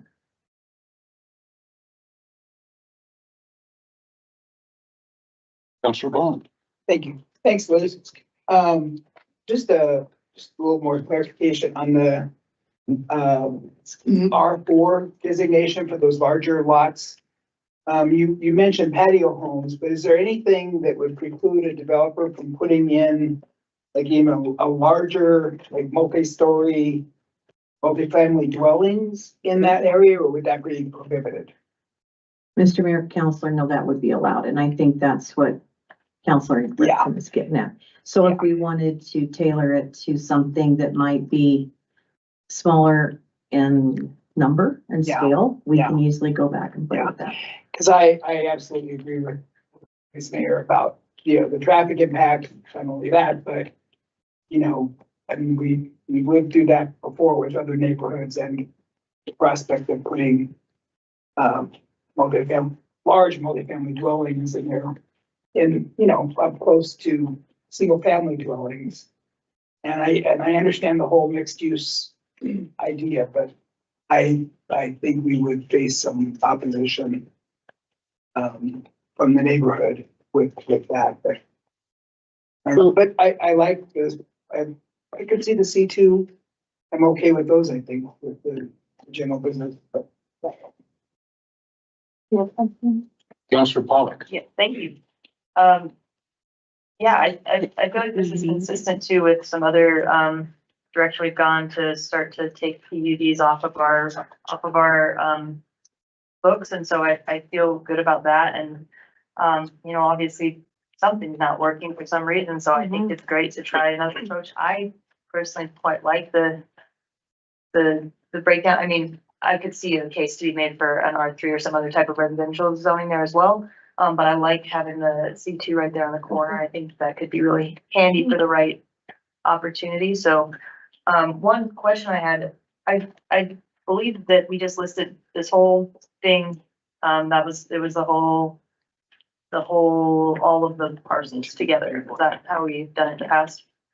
Mr. Mayor, Madam Counselor, yes, that's what we've done in the past, all 9 acres. And so it is possible if we wanted to list it independently or have developers work together.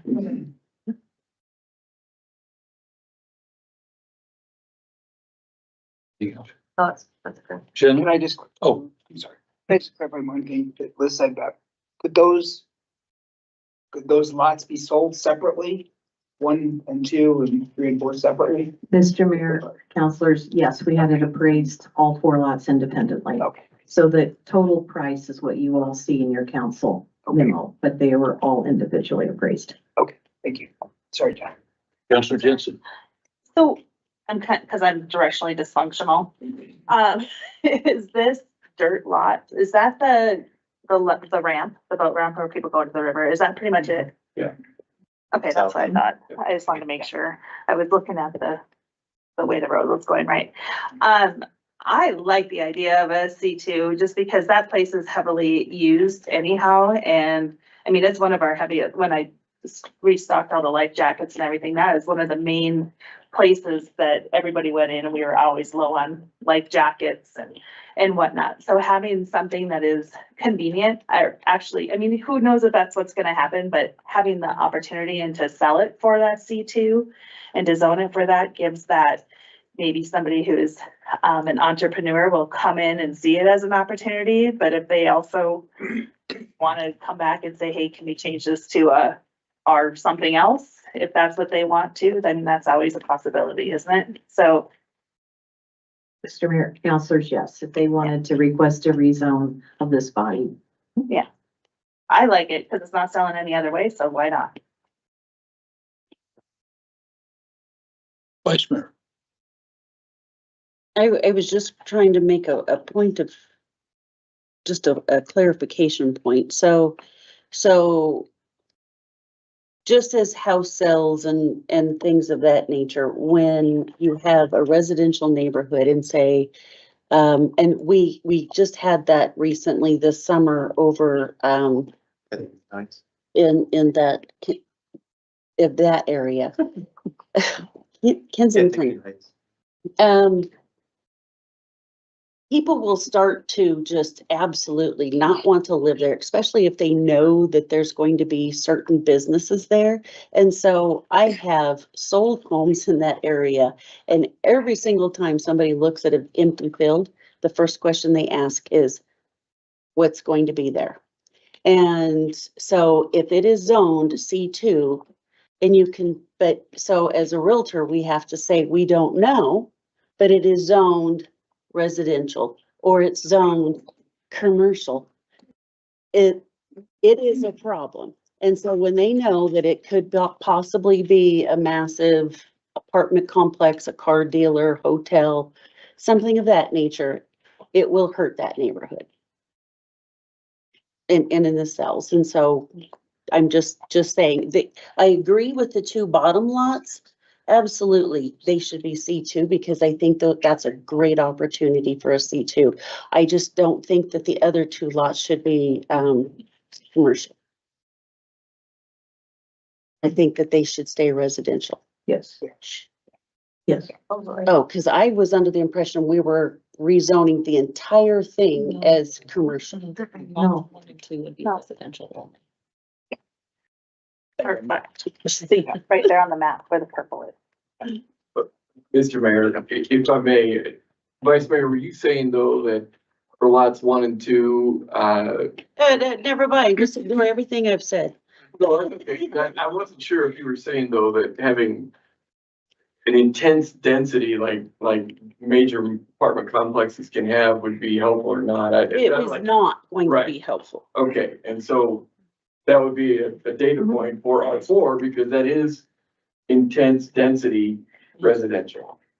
And Counselor Bond had indicated he was not in favor of that. Did you have anything else? Councilor Sutherland. Thank you. So I want to preface this with anything I'm about to say could be very ignorant, and you can just tell me that because this is not my field. Or you can tell me that. You can both tell me that. I did it for you, so. But I've just been thinking a lot about two of the gaps that I feel like I've been hearing in our community when it comes to housing. And I know there are more than two, but I hear a lot about affordable senior homes, and the lack of duplexes specifically. I hear a lot about. And then on the other end, a lack of kind of affordable quality starter homes. And I also feel like what I've heard is that the barrier to making money on those lower cost new builds is high, and that's why we're seeing I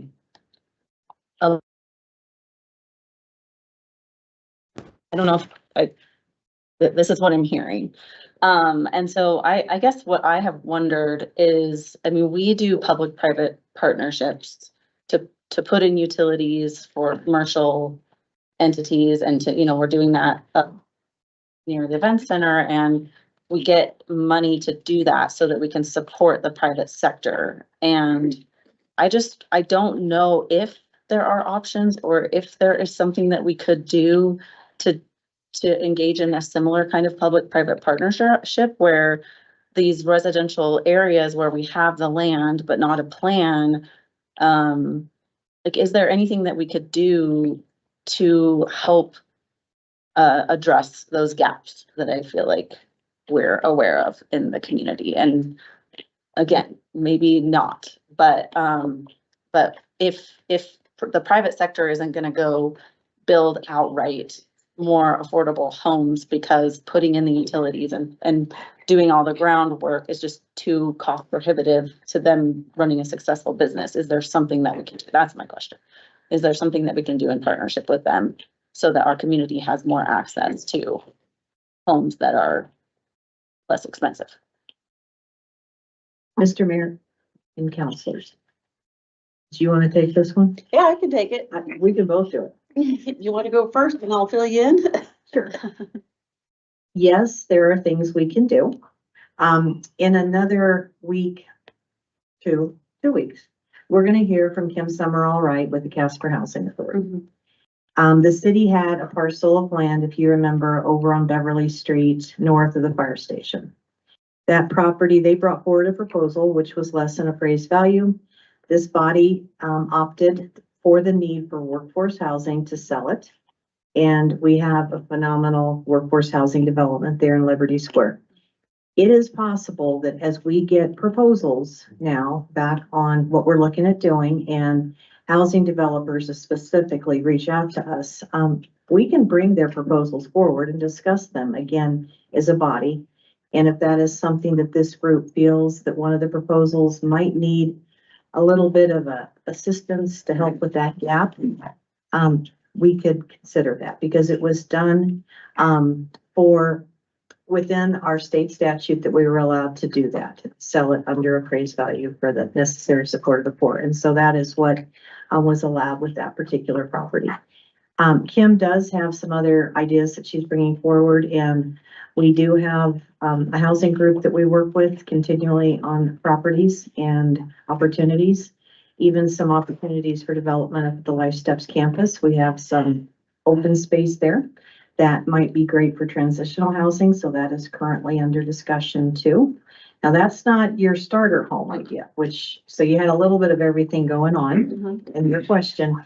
But if we wanted to look at the starter home idea, but if we wanted to look at, again, something like a Liberty Square, which was workforce housing, or we could look at senior affordable, then we might have some opportunities to have you all consider that. Can I respond? Yeah, absolutely. So I am interested in all of it for this specific, I mean, the starter homes and or the senior homes. I mean, specifically, that is more what I'm interested in regard to put this land or other land. Recognizing the need for affordable housing and workforce housing and transitional homes also is an important gap. But in this one specifically, I'd like for us to consider what we can do from the city to think about all the different levels of need and helping our community live where they want to and where they need to. So yeah, starter home, senior homes. Mr. Mayor, one other follow-up. Craig and I have been looking at all the properties the city owns that are very small in size, that we've been deeded over the years, or we've gotten through one way or another. And we have the deeds to these properties and the opportunities perhaps to do some individual work with the housing authority, look at some individual homes, or a developer to do even some of these tiny homes that we see around the country that could fit on a parcel that would be a great starter home in a great neighborhood, but the city happens to own it and it's not much bigger than this area here.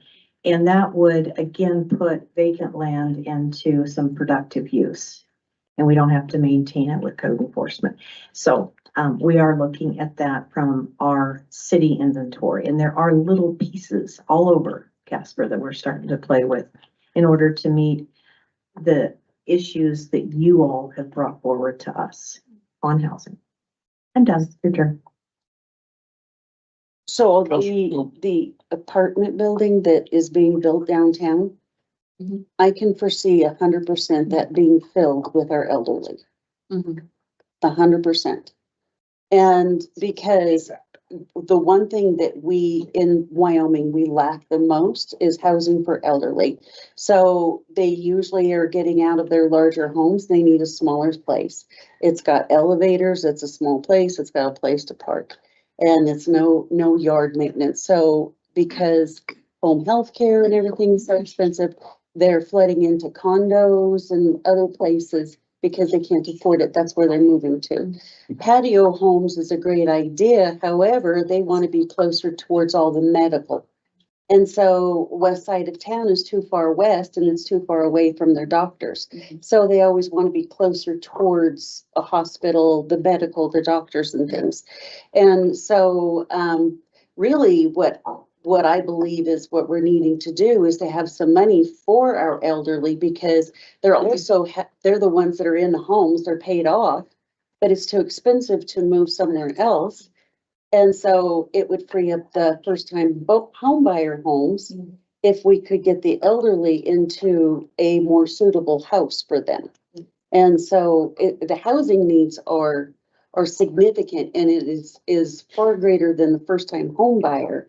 We have a lot of elderly that are just in homes that need to be able to go someplace else. And so it's a vast problem. And so, that Trevitt, I'm not seeing it as an option for patio homes necessarily due to the distance of hospitals. However, it would be a great place for a large apartment complex because of the proximity to schools, river, and things of that nature.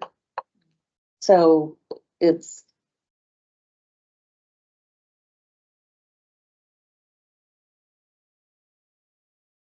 I'm good. You're good? Yep, thank you. Counselor Gamroth. Thanks, Mayor. I like Counselor Sutherland's, where her head is at in regards to some of the development that, would be great to see here. I wanted to remind folks, the last time we discussed this was in May of last year, and we had somebody, with a $500,000 bid. The appraised value somewhere around $1 million, so that's why we ended up not choosing it. I think ultimately was, the bid came in half the appraisal price, but they were planning to do 60+ twin homes in the area, similar to what has been built over by Fairgrounds. And I think we all, if you remember, started hearing from the community about, some concerns about that high density of residential in the area, because as a reminder, this whole neighborhood, which I live in, used to be owned by the county, and so it was built according to county standards, which are different than city standards. So there's just a lot of wonky things about this neighborhood, including the lack of what I think is appropriate ingress and egress out of the neighborhood. So there's very few roads getting out of the neighborhood. And so I think the idea of C2 right there is a really cool idea. I've had that same idea of, providing some services to folks using the river access right there. I think it'd be awesome for somebody to provide some shuttle access from there up to Bessemer Bend. I think a lot of people might make use of that. My question is, if we were to zone a C2, I was doing some research. It sounds like there's some developments that would require a conditional use permit or something like that, but I guess what, like a shuttle, air fill up station and stuff would be awesome, but what's a really like unappealing type of development that might go there? I'm just curious, what sort of control do we have over that an C2? exotic store. What's that? Yeah, like storage or something, so there's some types of development that would be really attractive, and there's some that would probably be a lot less attractive. If it's zoned C2 and somebody proposes a development that fits within C2 parameters, but is maybe a less than ideal development, do we still have authority to, nix the project or something? Okay, I was just curious what degree of control we have over proposals if it were C2. Mr. Mayor, Counselor, in the RFB, in the bid proposal, that allows for you all to have the final selection to make sure it fits with the comprehensive plan. And you've executed it before and turned other proposals down, so.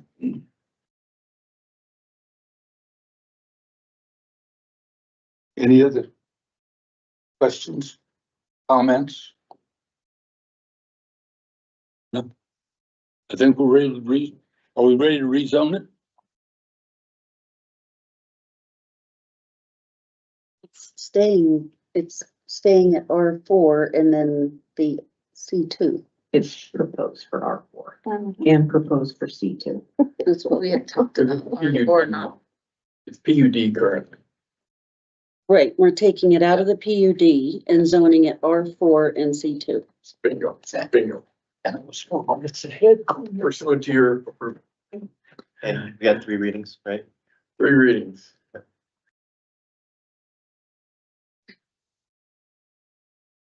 Looks like we have a thumbs up to go ahead. We shall Very good. come back to you all. The public hearing. Oh, okay.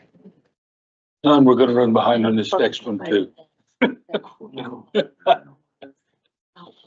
Mr. City Manager, Thank you, the Mr. grant Mayor. for the Wyoming Boulevard pathway. Yes, thank you, Amanda.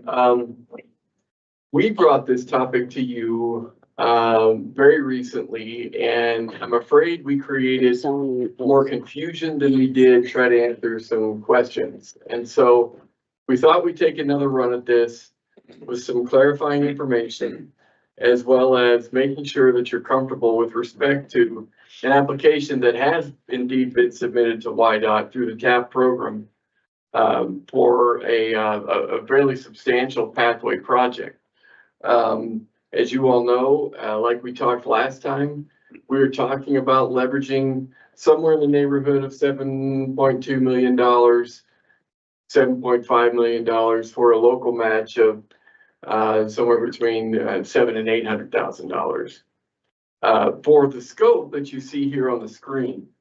Now, one of the things that might be confusing is, yes, we have come to you in the past with regard to this project and with regard to previous TAP application attempts.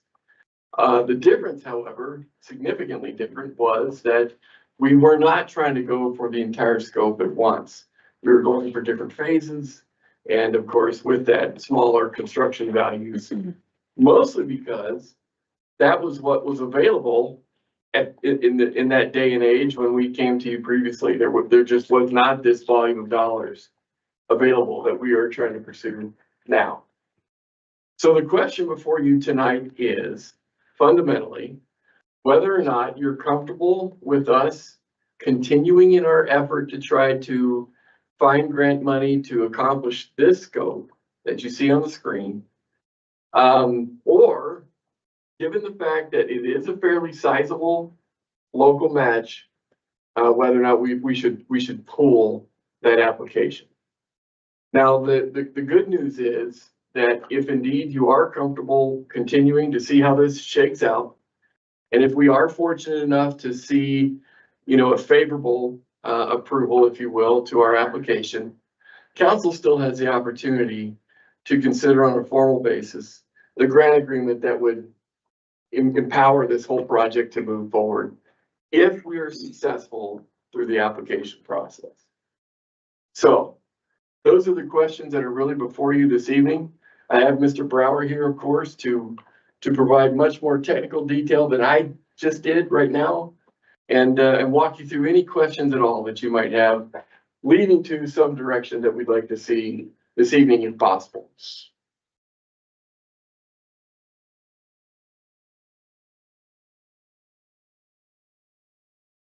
Mayor, councilors, I just wanted to, first of all, take responsibility and apologize. I should have been better prepared for this at the last council meeting. I just hadn't done my homework as well as I should have. And then I wanted to provide you with just a little bit of historical perspective. In 2022, we had applied for $2.5 million in grant money from TAP. And so that's through, federal transportation money. And with that money, the plan was to design the whole pathway all the way from the east side of town, basically I-25 and Wyoming Boulevard, all the way around to CY and Wyoming Boulevard. So that $2.5 million would design that whole pathway and then build 2 sections of it. And those are shown in the solid green. And those are basically from Berta James up to Summit and from Crest Hill down to where Jay's Pub is, basically to provide connectivity for schools. Part of the reason is TAP money was heavily valued based upon safe routes to schools. So we said, hey, this $2.5 million and these 2 TAP grants in 2022, design the whole thing and build these 2 sections that provide connectivity to schools. We were turned down in 2022 because we had some other TAP grants that were open. That's what we believe to be the primary reason. So in 2023, we turned around and submitted the same project, except there was only 2 million available. So we applied for 2 million. So then when this active transportation infrastructure investment program became available, large pool of money with the ability to apply up to $15 million. And so we proceeded with an application to design and construct the whole project. The driver behind that was the fact that the long-term transportation infrastructure program identified this as a priority. That ATIP grant program provided for alternate modes of transportation that were non-vehicle based, fuel injected or cars, not cars, bikes and bicycles and pedestrians and everything. And there's a heavy emphasis on, hey, how do we provide intermodal pathways throughout? And so we made the decision to go after that entire amount. And so that total grant was, the total project is estimated this year is 8.212 million. So $8,212,000. So that puts the ATIP grant at 7,390,800 and the city match at $821,000. And so ultimately, we applied for that grant in July. And so again, I want to apologize to you, take full responsibility for that, and assure you that I take this seriously, that we need to make sure that we are seeking council consent before we go off half-cocked and pursue these grants. And again, I take responsibility for that, and I will do everything in my power to make sure that doesn't happen in the future. And so I guess, it's our intention to do a whole lot better and to not make that happen. And at this point, just as the city manager said, we're prepared to withdraw the grant or to continue with the grant. And as the time goes by, search for avenues for that $821,000. Because the process, it's intended when they wrote the grant, this could take 1.5 years or 2 years by the time we design the whole project and then prioritize which sections we're going to construct first. So with that, I would stand for any questions you have and hopefully be better equipped to address them this time. I would like to thank you for the honesty about the mistiming, so to speak, of the application, but we do appreciate Alex's forethought and self-starting ability, so to speak. So we don't necessarily want to stifle that either. So I would hope that council would be willing to forgive that and we can move on. So with that being said, I noticed Ms. Pollock came first, and we'll go from there.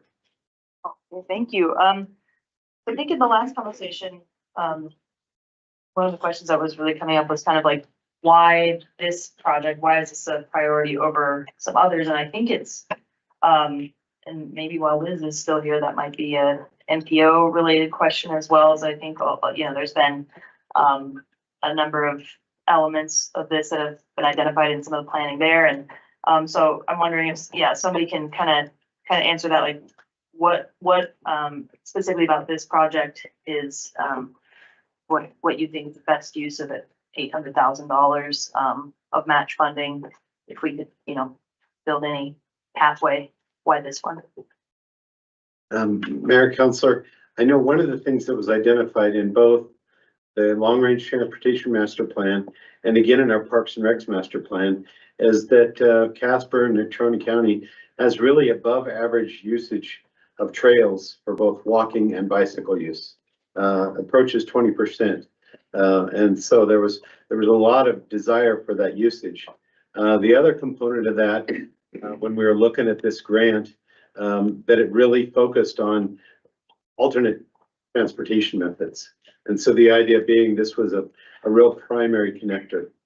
To me, when I look at this in retrospect after the last meeting, those two sections that were prioritized in the previous TAP grants that provide connectivity to those schools are very important. Because I know from Crestville down to Pick and all the way down there is an area that's very, very challenging for pedestrians. And even from Carriage Lane up to 21st Street. But I also think the other components, and again, I think I mentioned it, so I was a person that as a citizen was kind of skeptical of the Casper Mountain Trail. And as I see it now, there's a real heavy usage on that. don't believe there was ever, and I'll let Liz chime in, but I don't think there was ever really an analysis of where we weighed, 6 or 8 different projects and did a, weighted or quantitative analysis to pick this project. I think it was identified through the previous TAP grants as being a priority because of the safe routes to school. And it was like, wow, here's an opportunity where they've got a chunk of money that's available this time. Is it a chance to seize upon this opportunity?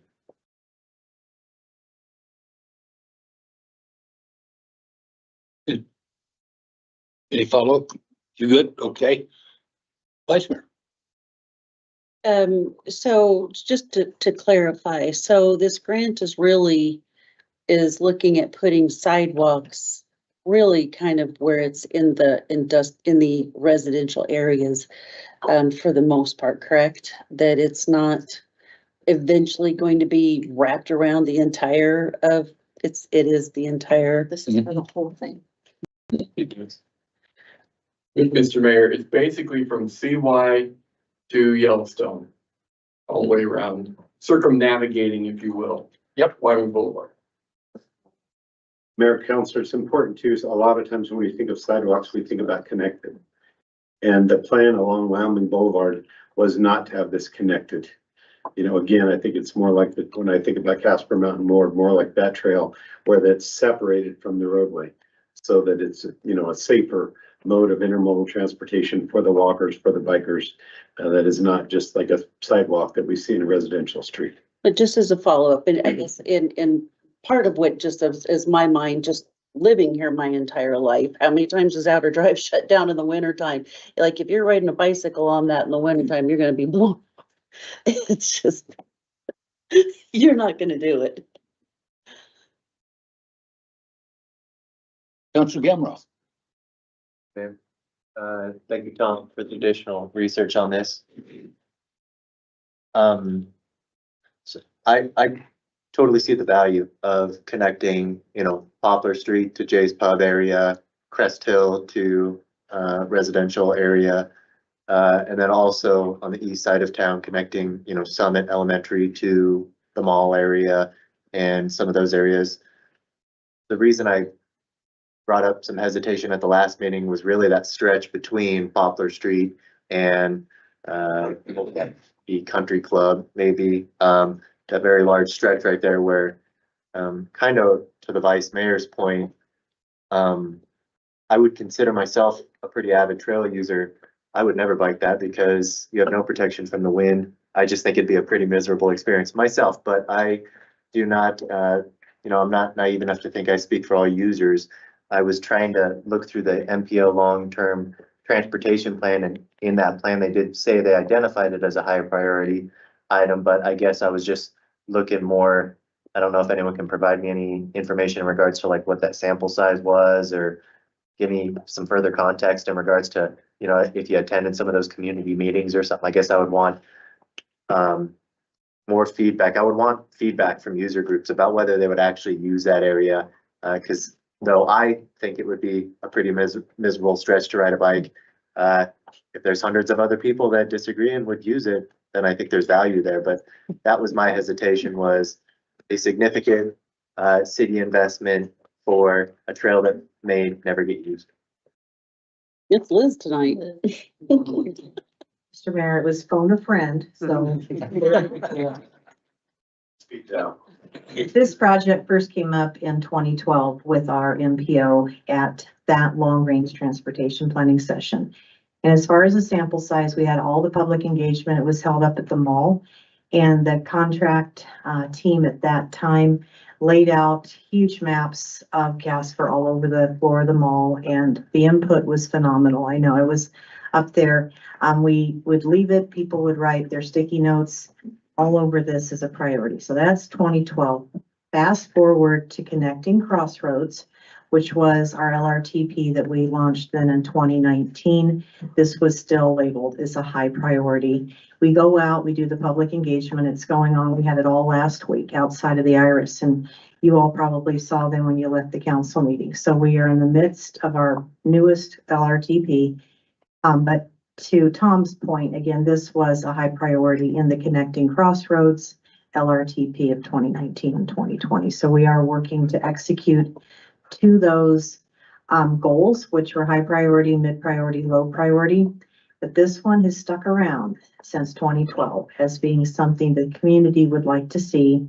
And I guess get gutsy and yes, ride and walk that particular stretch.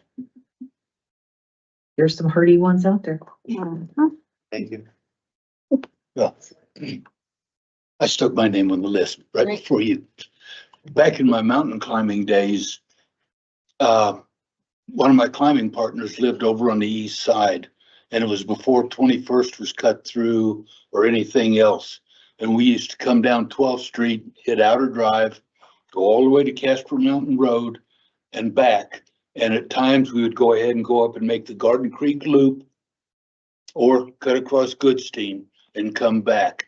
And that was the Monday through Friday. On the weekend, we would go up and put on our 40, 50-pound pack and hike the bridle trail.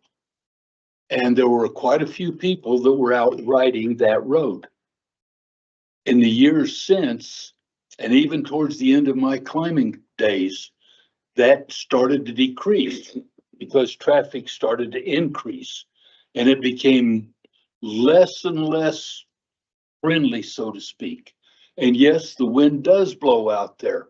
When you come off of the hill where the water tower is towards McKinley, I came off of there one day, and when I hit the bottom of that gulch, I thought I was going to get blown into the pond on the north side of the road. But if you know it's there and expecting it, it's good, and it is good training for the bikes, particularly for the bicyclists, the people that used to ride, I think it was called the Casper Chase, the big bike get together we used to have. And so that was a very good riding route. And I will bring up one of the sad parts about it is one of the first days I was in Casper back in 91, right up there on the top on the curved portion, right where it breaks over by, like, I think that's where Arroyo takes off. There was a young lady that was run over on a bicycle there on that part of the road due to the sun blinding the driver at quitting time. And so, yes, it is a very dangerous pathway for anybody that wants to travel any place around that area. That's my 2 cents worth to plug for going ahead with this. So you're saying build it? Do what? So the moral of the story was build it? We still have one more Oh. comment, but I kept getting further and further and further down the list. I said, I'm gonna put my name on the list. So, Councilor Sutherland. I'll try to be quick. I definitely, I support this. I think it's huge value. The grant is tremendous. And so, putting in $800,000 relative to the full amount is a good deal. That said, we've turned down other $800,000 projects before because of the cost. So you mentioned, figuring out a plan for that money. And I guess I'm just curious where, what does that look like and where would it come from? Mr. Mayor, I'd be happy to take a crack at that. My feeling, as I sit here with you now, is that we would look to the capital reserves to make that withdrawal, if you will. Given that we have somewhere in the neighborhood of about $3 million in that reserve, it's adequate, obviously, and I don't see it being inconsistent with what we've used those reserves for before. So that would be at least my suggestion at this point. As one other option, I believe the Platte River Trails Trust is a 501(c)(3). I believe so. Okay, so now could we even form an MOU with them? If somebody wanted to make private donations to this, they could make it to them, then they could donate it to the city, and the private individual or corporation could get a tax deduction off of that? Mr. Mayor, all of that sounds really good. Conceptually, we would just need to check and see if they're okay with that. Well, I like to have His face, he's like. I think I've got $10 here. I'll donate to it to start off with. So, but just as a thought to help out our city finances and for the people that actually are really interested in the trail system to get some skin in the game as well.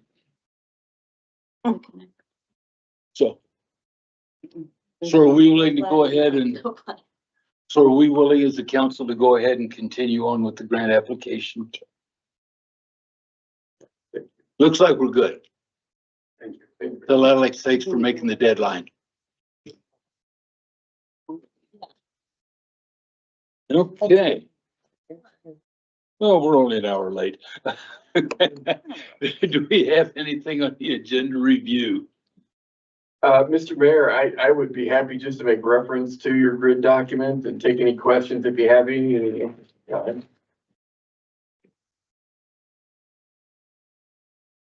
I don't have a great question per se, but I'd like to add something for, the grid later, potentially a work session. You ready for it? Oh, I'm ready. Sure. Okay, so, I don't know what ordinance it is, I don't have the number, but, review it, maybe amend it. But I would really love to see street lights, like decorative lights hung across the street on Second Street. And so I know there's some kind of ordinance, but we need to adjust that somehow so we can have better, visual of downtown and some, like, make it all vibrant and more walkable and all the things that people like to see when they go downtown.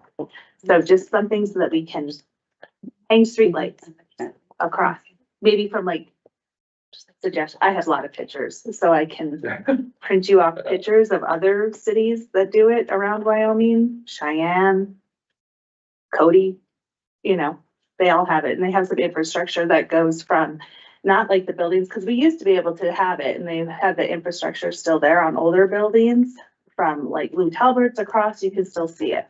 However, there's new and improved ways to do it, and it comes off of the light posts. And so they're still high, like above street light level. So whatever we need to do. Can we get that on there to discuss it? We interested in putting that on the agenda? First, I would like to know, I'd be curious to know what ordinance is preventing that. I'm on the DDA board, and we've talked about it, For Cheyenne. years. Huh? For years. Yeah, it's mostly been a financial burden. I think our estimates were like $1 million to do what Cheyenne has done downtown. So I think that's what was preventing the DDA from doing it. Ordinances never came up, and so I would just want, before we ask city staff to do all the diligence and stuff, I would just like to know which specific ordinance was giving us grief. Others one. I've been told no, because there's an ordinance. I need to find it. Me, Your Honor. That's- I don't know which is there. At this point, It is there. I'm out of it. At this point, at council around the table next week, maybe the city attorney could check and see if there are any ordinances to give us a little more clarification on that particular part of it. And then we could make a decision to go forward with a work session item. Can we to put it do on the this. work session and then do that and then take it off the work session if you approve that? You know what I mean? Just come on. They'll save some time. That's like a whole week. I want it done before Christmas. Well. You got $1 million? In the budget. We don't have money to do it, so it's not gonna Well, not, happen it before. doesn't need to be city. We're not asking for that right now. Just an approval.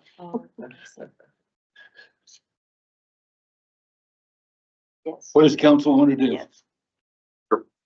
Do it? Put it on a work session, and Okay, if it becomes moot, because we find out there's not actually an ordinance, we'll just take it. That's a good point. okay. Very good. That's a good point to me. Sounds better when I. Did you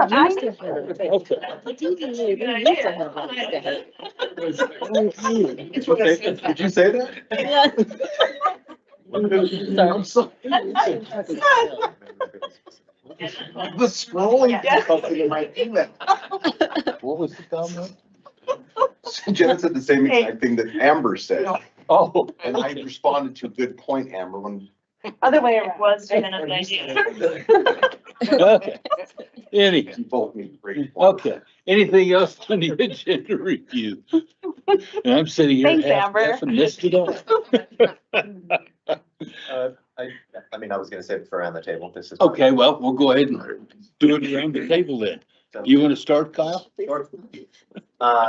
I was just, the only note I have is I was really glad to see priority-based budgeting on a future agenda item. I read the finance advisory report, meeting minutes, and it sounds like Jill had made a presentation to that group, which really excited me because coincidentally, I had just been reading up on it myself a day or two earlier before I got those meeting minutes.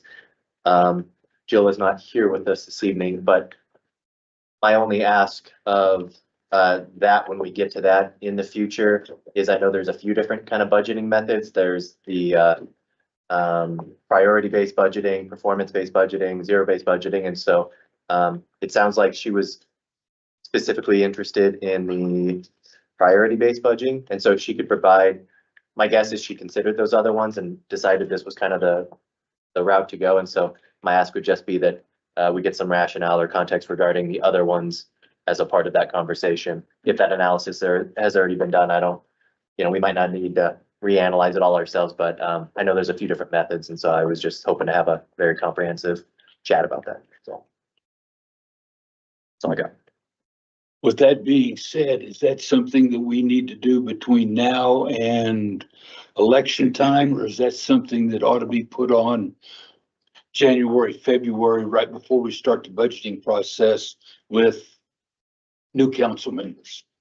Mr. Mayor, that's a very good question. I would say that, given that this group has been through a couple budgeting cycles and so on, some more than others, of course, it probably wouldn't hurt to use the context of your institutional knowledge to help us evaluate this as an idea before we lose this seated council. So I'm hopeful we can do it before the end of the year. Very good then. I was interested in your perspective on that part, because again, we know we're gonna have at least two new ones. Correct. So that's why I was wanting to make sure. So we will go ahead and see if we can get that on. Looks like everybody's in favor of that. Did you have anything else tonight? Very good. Councilor Sutherland. I only have 10 minutes worth of it. No, I'm just kidding. I will be doing the CRC tour tomorrow and LGBTQ advisory committee on Friday, and I'll let you know how all of them go next week. Very good. Councilor Pacheco. I don't have anything tonight, thank you. Councilor Jensen. Oh my goodness, let me look up my calendar. So we just got notified that we're gonna have a municipal band meeting, but that isn't until September. So that's good. This last week I was gone because I was doing my first retreat for Leadership Wyoming, and that was amazing. Got to meet about 30 new people from all over the state. So it was engaging, and we did some, just get to know you exercises and toured around Pinedale and Jackson. And got to listen to some alumni from past Leadership Wyoming classes speak. So it was fun. Seems like it's gonna be a really good program. I look forward to doing it. A lot of good information so far, and the class rates are pretty cool, I guess. Just kidding, they are. So that's it. Councilor Bond.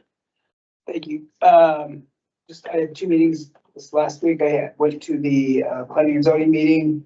They just had one issue around, it was a zoning change request that should be coming our way eventually here, but around the home acts. Wanting to, the one on Poplar with all the upgrades that are going in that area, their business has kind of been damaged a little bit, but they're excited to come back and they're actually proposing a new and improved building and facility there that looks very nice. And they while they wouldn't be a part of the old Yellowstone district, they're kind of on the edge there. But they still want to keep that location. So that should be coming our way soon. And then I also attended the the senior town hall last Thursday. It was good attendance. I think there were 50 or 60, maybe 70 people there. Good attendance. I think lots of good information about the senior district that's on the ballot and primary. And I'll be at the reentry tour tomorrow as well. And but I think we have water board next week. So thank you. Councilor Pollock. I'll just add, speaking of the primary, that happens a week from today.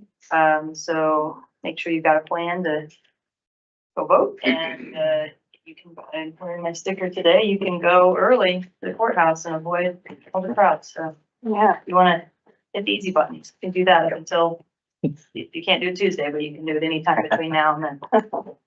A good option. I went and did it too. Great option. Yeah. Yeah. That's it. Councilor Haskins. Yeah, I already remember this because I'm really good at this. We have the school district on there, I see that, but I'm wondering if we wouldn't be interested in singing Blue Heart and their group, and then there's one I keep saying that I'm going to. It's next Tuesday, it's before a council meeting, so I'm actually gonna get to go. They do, hold on, I'm going to find the name of this, not the Blue Heart, but the other coalition. I said it last, Youth Mental Health Collective. Yeah. So their mouth is. Yeah. Sorry, I can't see that far. But, so that's next Tuesday and it's before our meetings, we'll actually get to go. But what if we ask them if they want to come and tell us some of their ideas and see if they have any use for us? Isn't that maybe? Mr. Mayor, Counselor, I'm not sure I totally heard the question. Could we see if during the work session, either some representatives from Blue Health or the youth collective have any interest in coming, giving us some information where they're at and see if they have any ideas for us? Or Gotcha. Sure. desire to talk to us or involve I us? think that'd be wonderful. I'm sure they'd love the opportunity to visit with the city council. I'm looking at Would be my guess. wording anything now. Oh, So that's if anybody's open, I would like to at least offer our support quickly. Input. I mean, I'm doing it myself, but I feel like everybody on here would like to, so I would like to see if that is okay, if we can ask them. Once they have kind of some fully fleshed out Yeah, recommendations. whenever they're ready, like, not like, hey, be here next week, tell us what you're doing. But maybe open their line of communication. Okay, next thing, George Thorogood tomorrow night. Did you decide you know who they are yet? You wanna go? I have an extra ticket. What? George.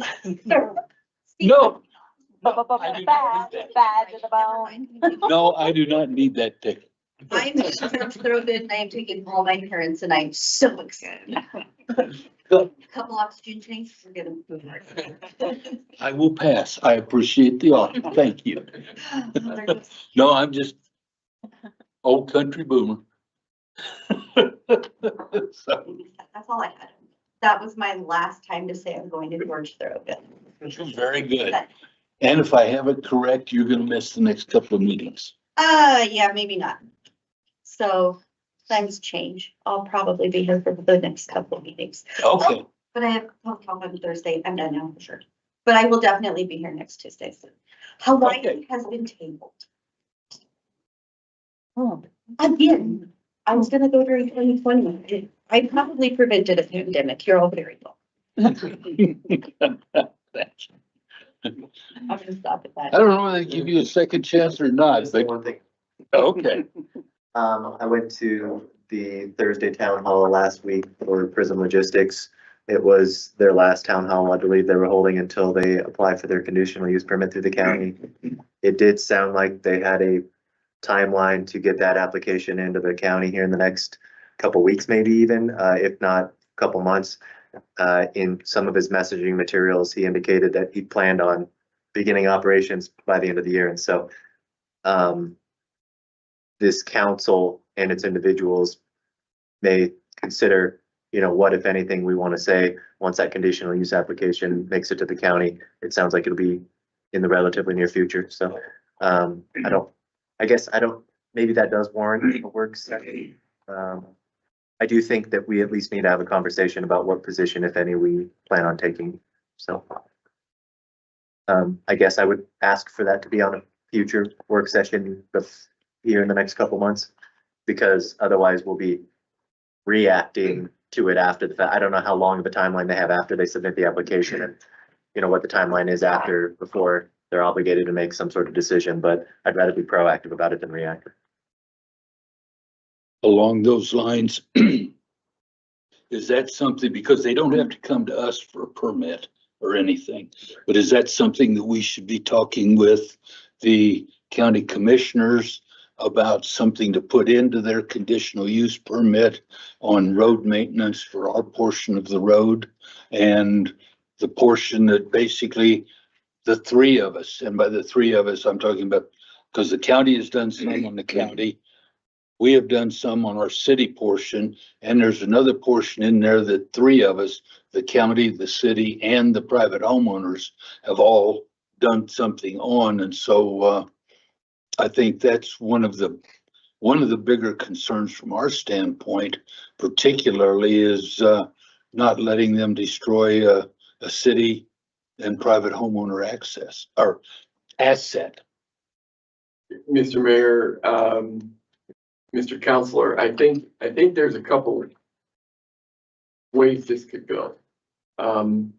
Certainly, I think there's gonna be, I believe anyway, fairly easy acquiescence from among the council with respect to our interest in the road out there. That to me seems like a pretty easy directive for the council to give, and maybe we could even do that right now. The other half of it, though, is with regard to how much council wants to wade into the very volatile public discussion that doesn't really pertain to any decision-making authority that this group has, aside from wanting to just give advice to the county commissioners, which is what maybe you are proposing, Counselor. I'm not totally sure, but. Yeah. I mean, the MOU for the road agreement, I think I would agree with you. It sounds like that is probably an easy sell for the group as a whole. But then also, if we as a council, or again, as individuals, choose to take advantage of the public comment, public input portion of the conditional use permit process, you know, certainly folks that live in Ward 2, the Ward 2 residents, I think, primarily have a lot of concerns and stuff. And so, yeah, I think there's probably two facets to it: the road maintenance and upkeep, and then anything else. Mayor, Council, just Keep us out of trouble. yeah, from a procedural standpoint, so once the conditional use permit application is submitted, staff will have to vet it. It goes typically to the County Planning and Zoning Commission for recommendation, and then thereafter it goes to the full commission for consideration. So there will be some time, I believe, to get a copy of the conditional use permit. And if council is inclined, we can certainly walk through it at a work session, in part because they may make provisions within that application to address the road issue. So that would be the first thing. And then certainly the broader policy issue is whether or not council wants to wade in through the public comment period, or opportunity, you know, during the county process. And that's a whole nother conversation. I guess my recommendation would be is, like, before we have something to actually analyze and substantively discuss, it probably doesn't make sense in my mind to schedule a work session to talk about a hypothetical situation. But you think once that application is received by the County Planning and Zoning, we'll have the capacity to shoehorn it into a near-term work session? I just want to make sure. I'll defer that. All right. Well, and thank you. And I would say, whatever your wishes are, we will make happen. So, but I couldn't agree more with the attorney's point of view there. Really hard to know what it is that is at debate without the actual content of the permit application in front of you. So I guess if you want to weigh in at all, you know.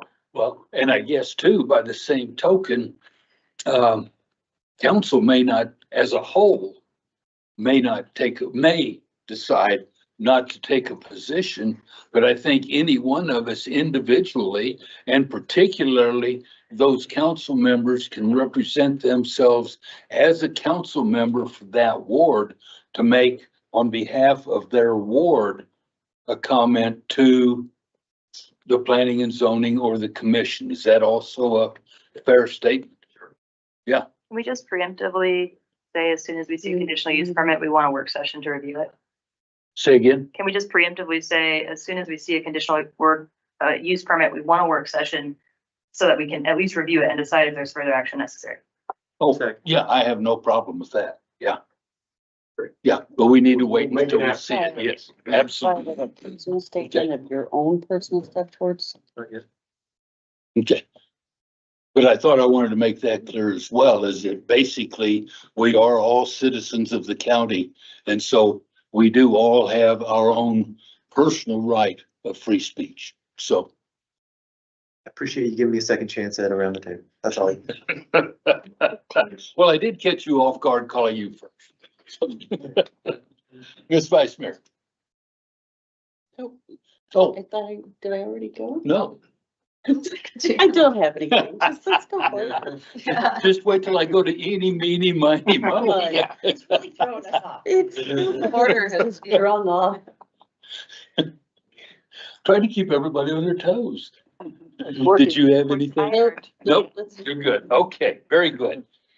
I would like to thank the Vice Mayor for giving the welcoming to the Grand Chapter of the Masons Monday morning, which allowed me to go swear in a new police officer for the police department Monday morning.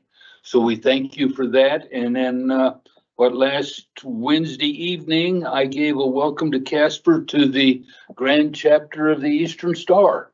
So that's kind of what's going on. And I think some of leadership has luncheon with Representative Hagerman tomorrow at 11:30.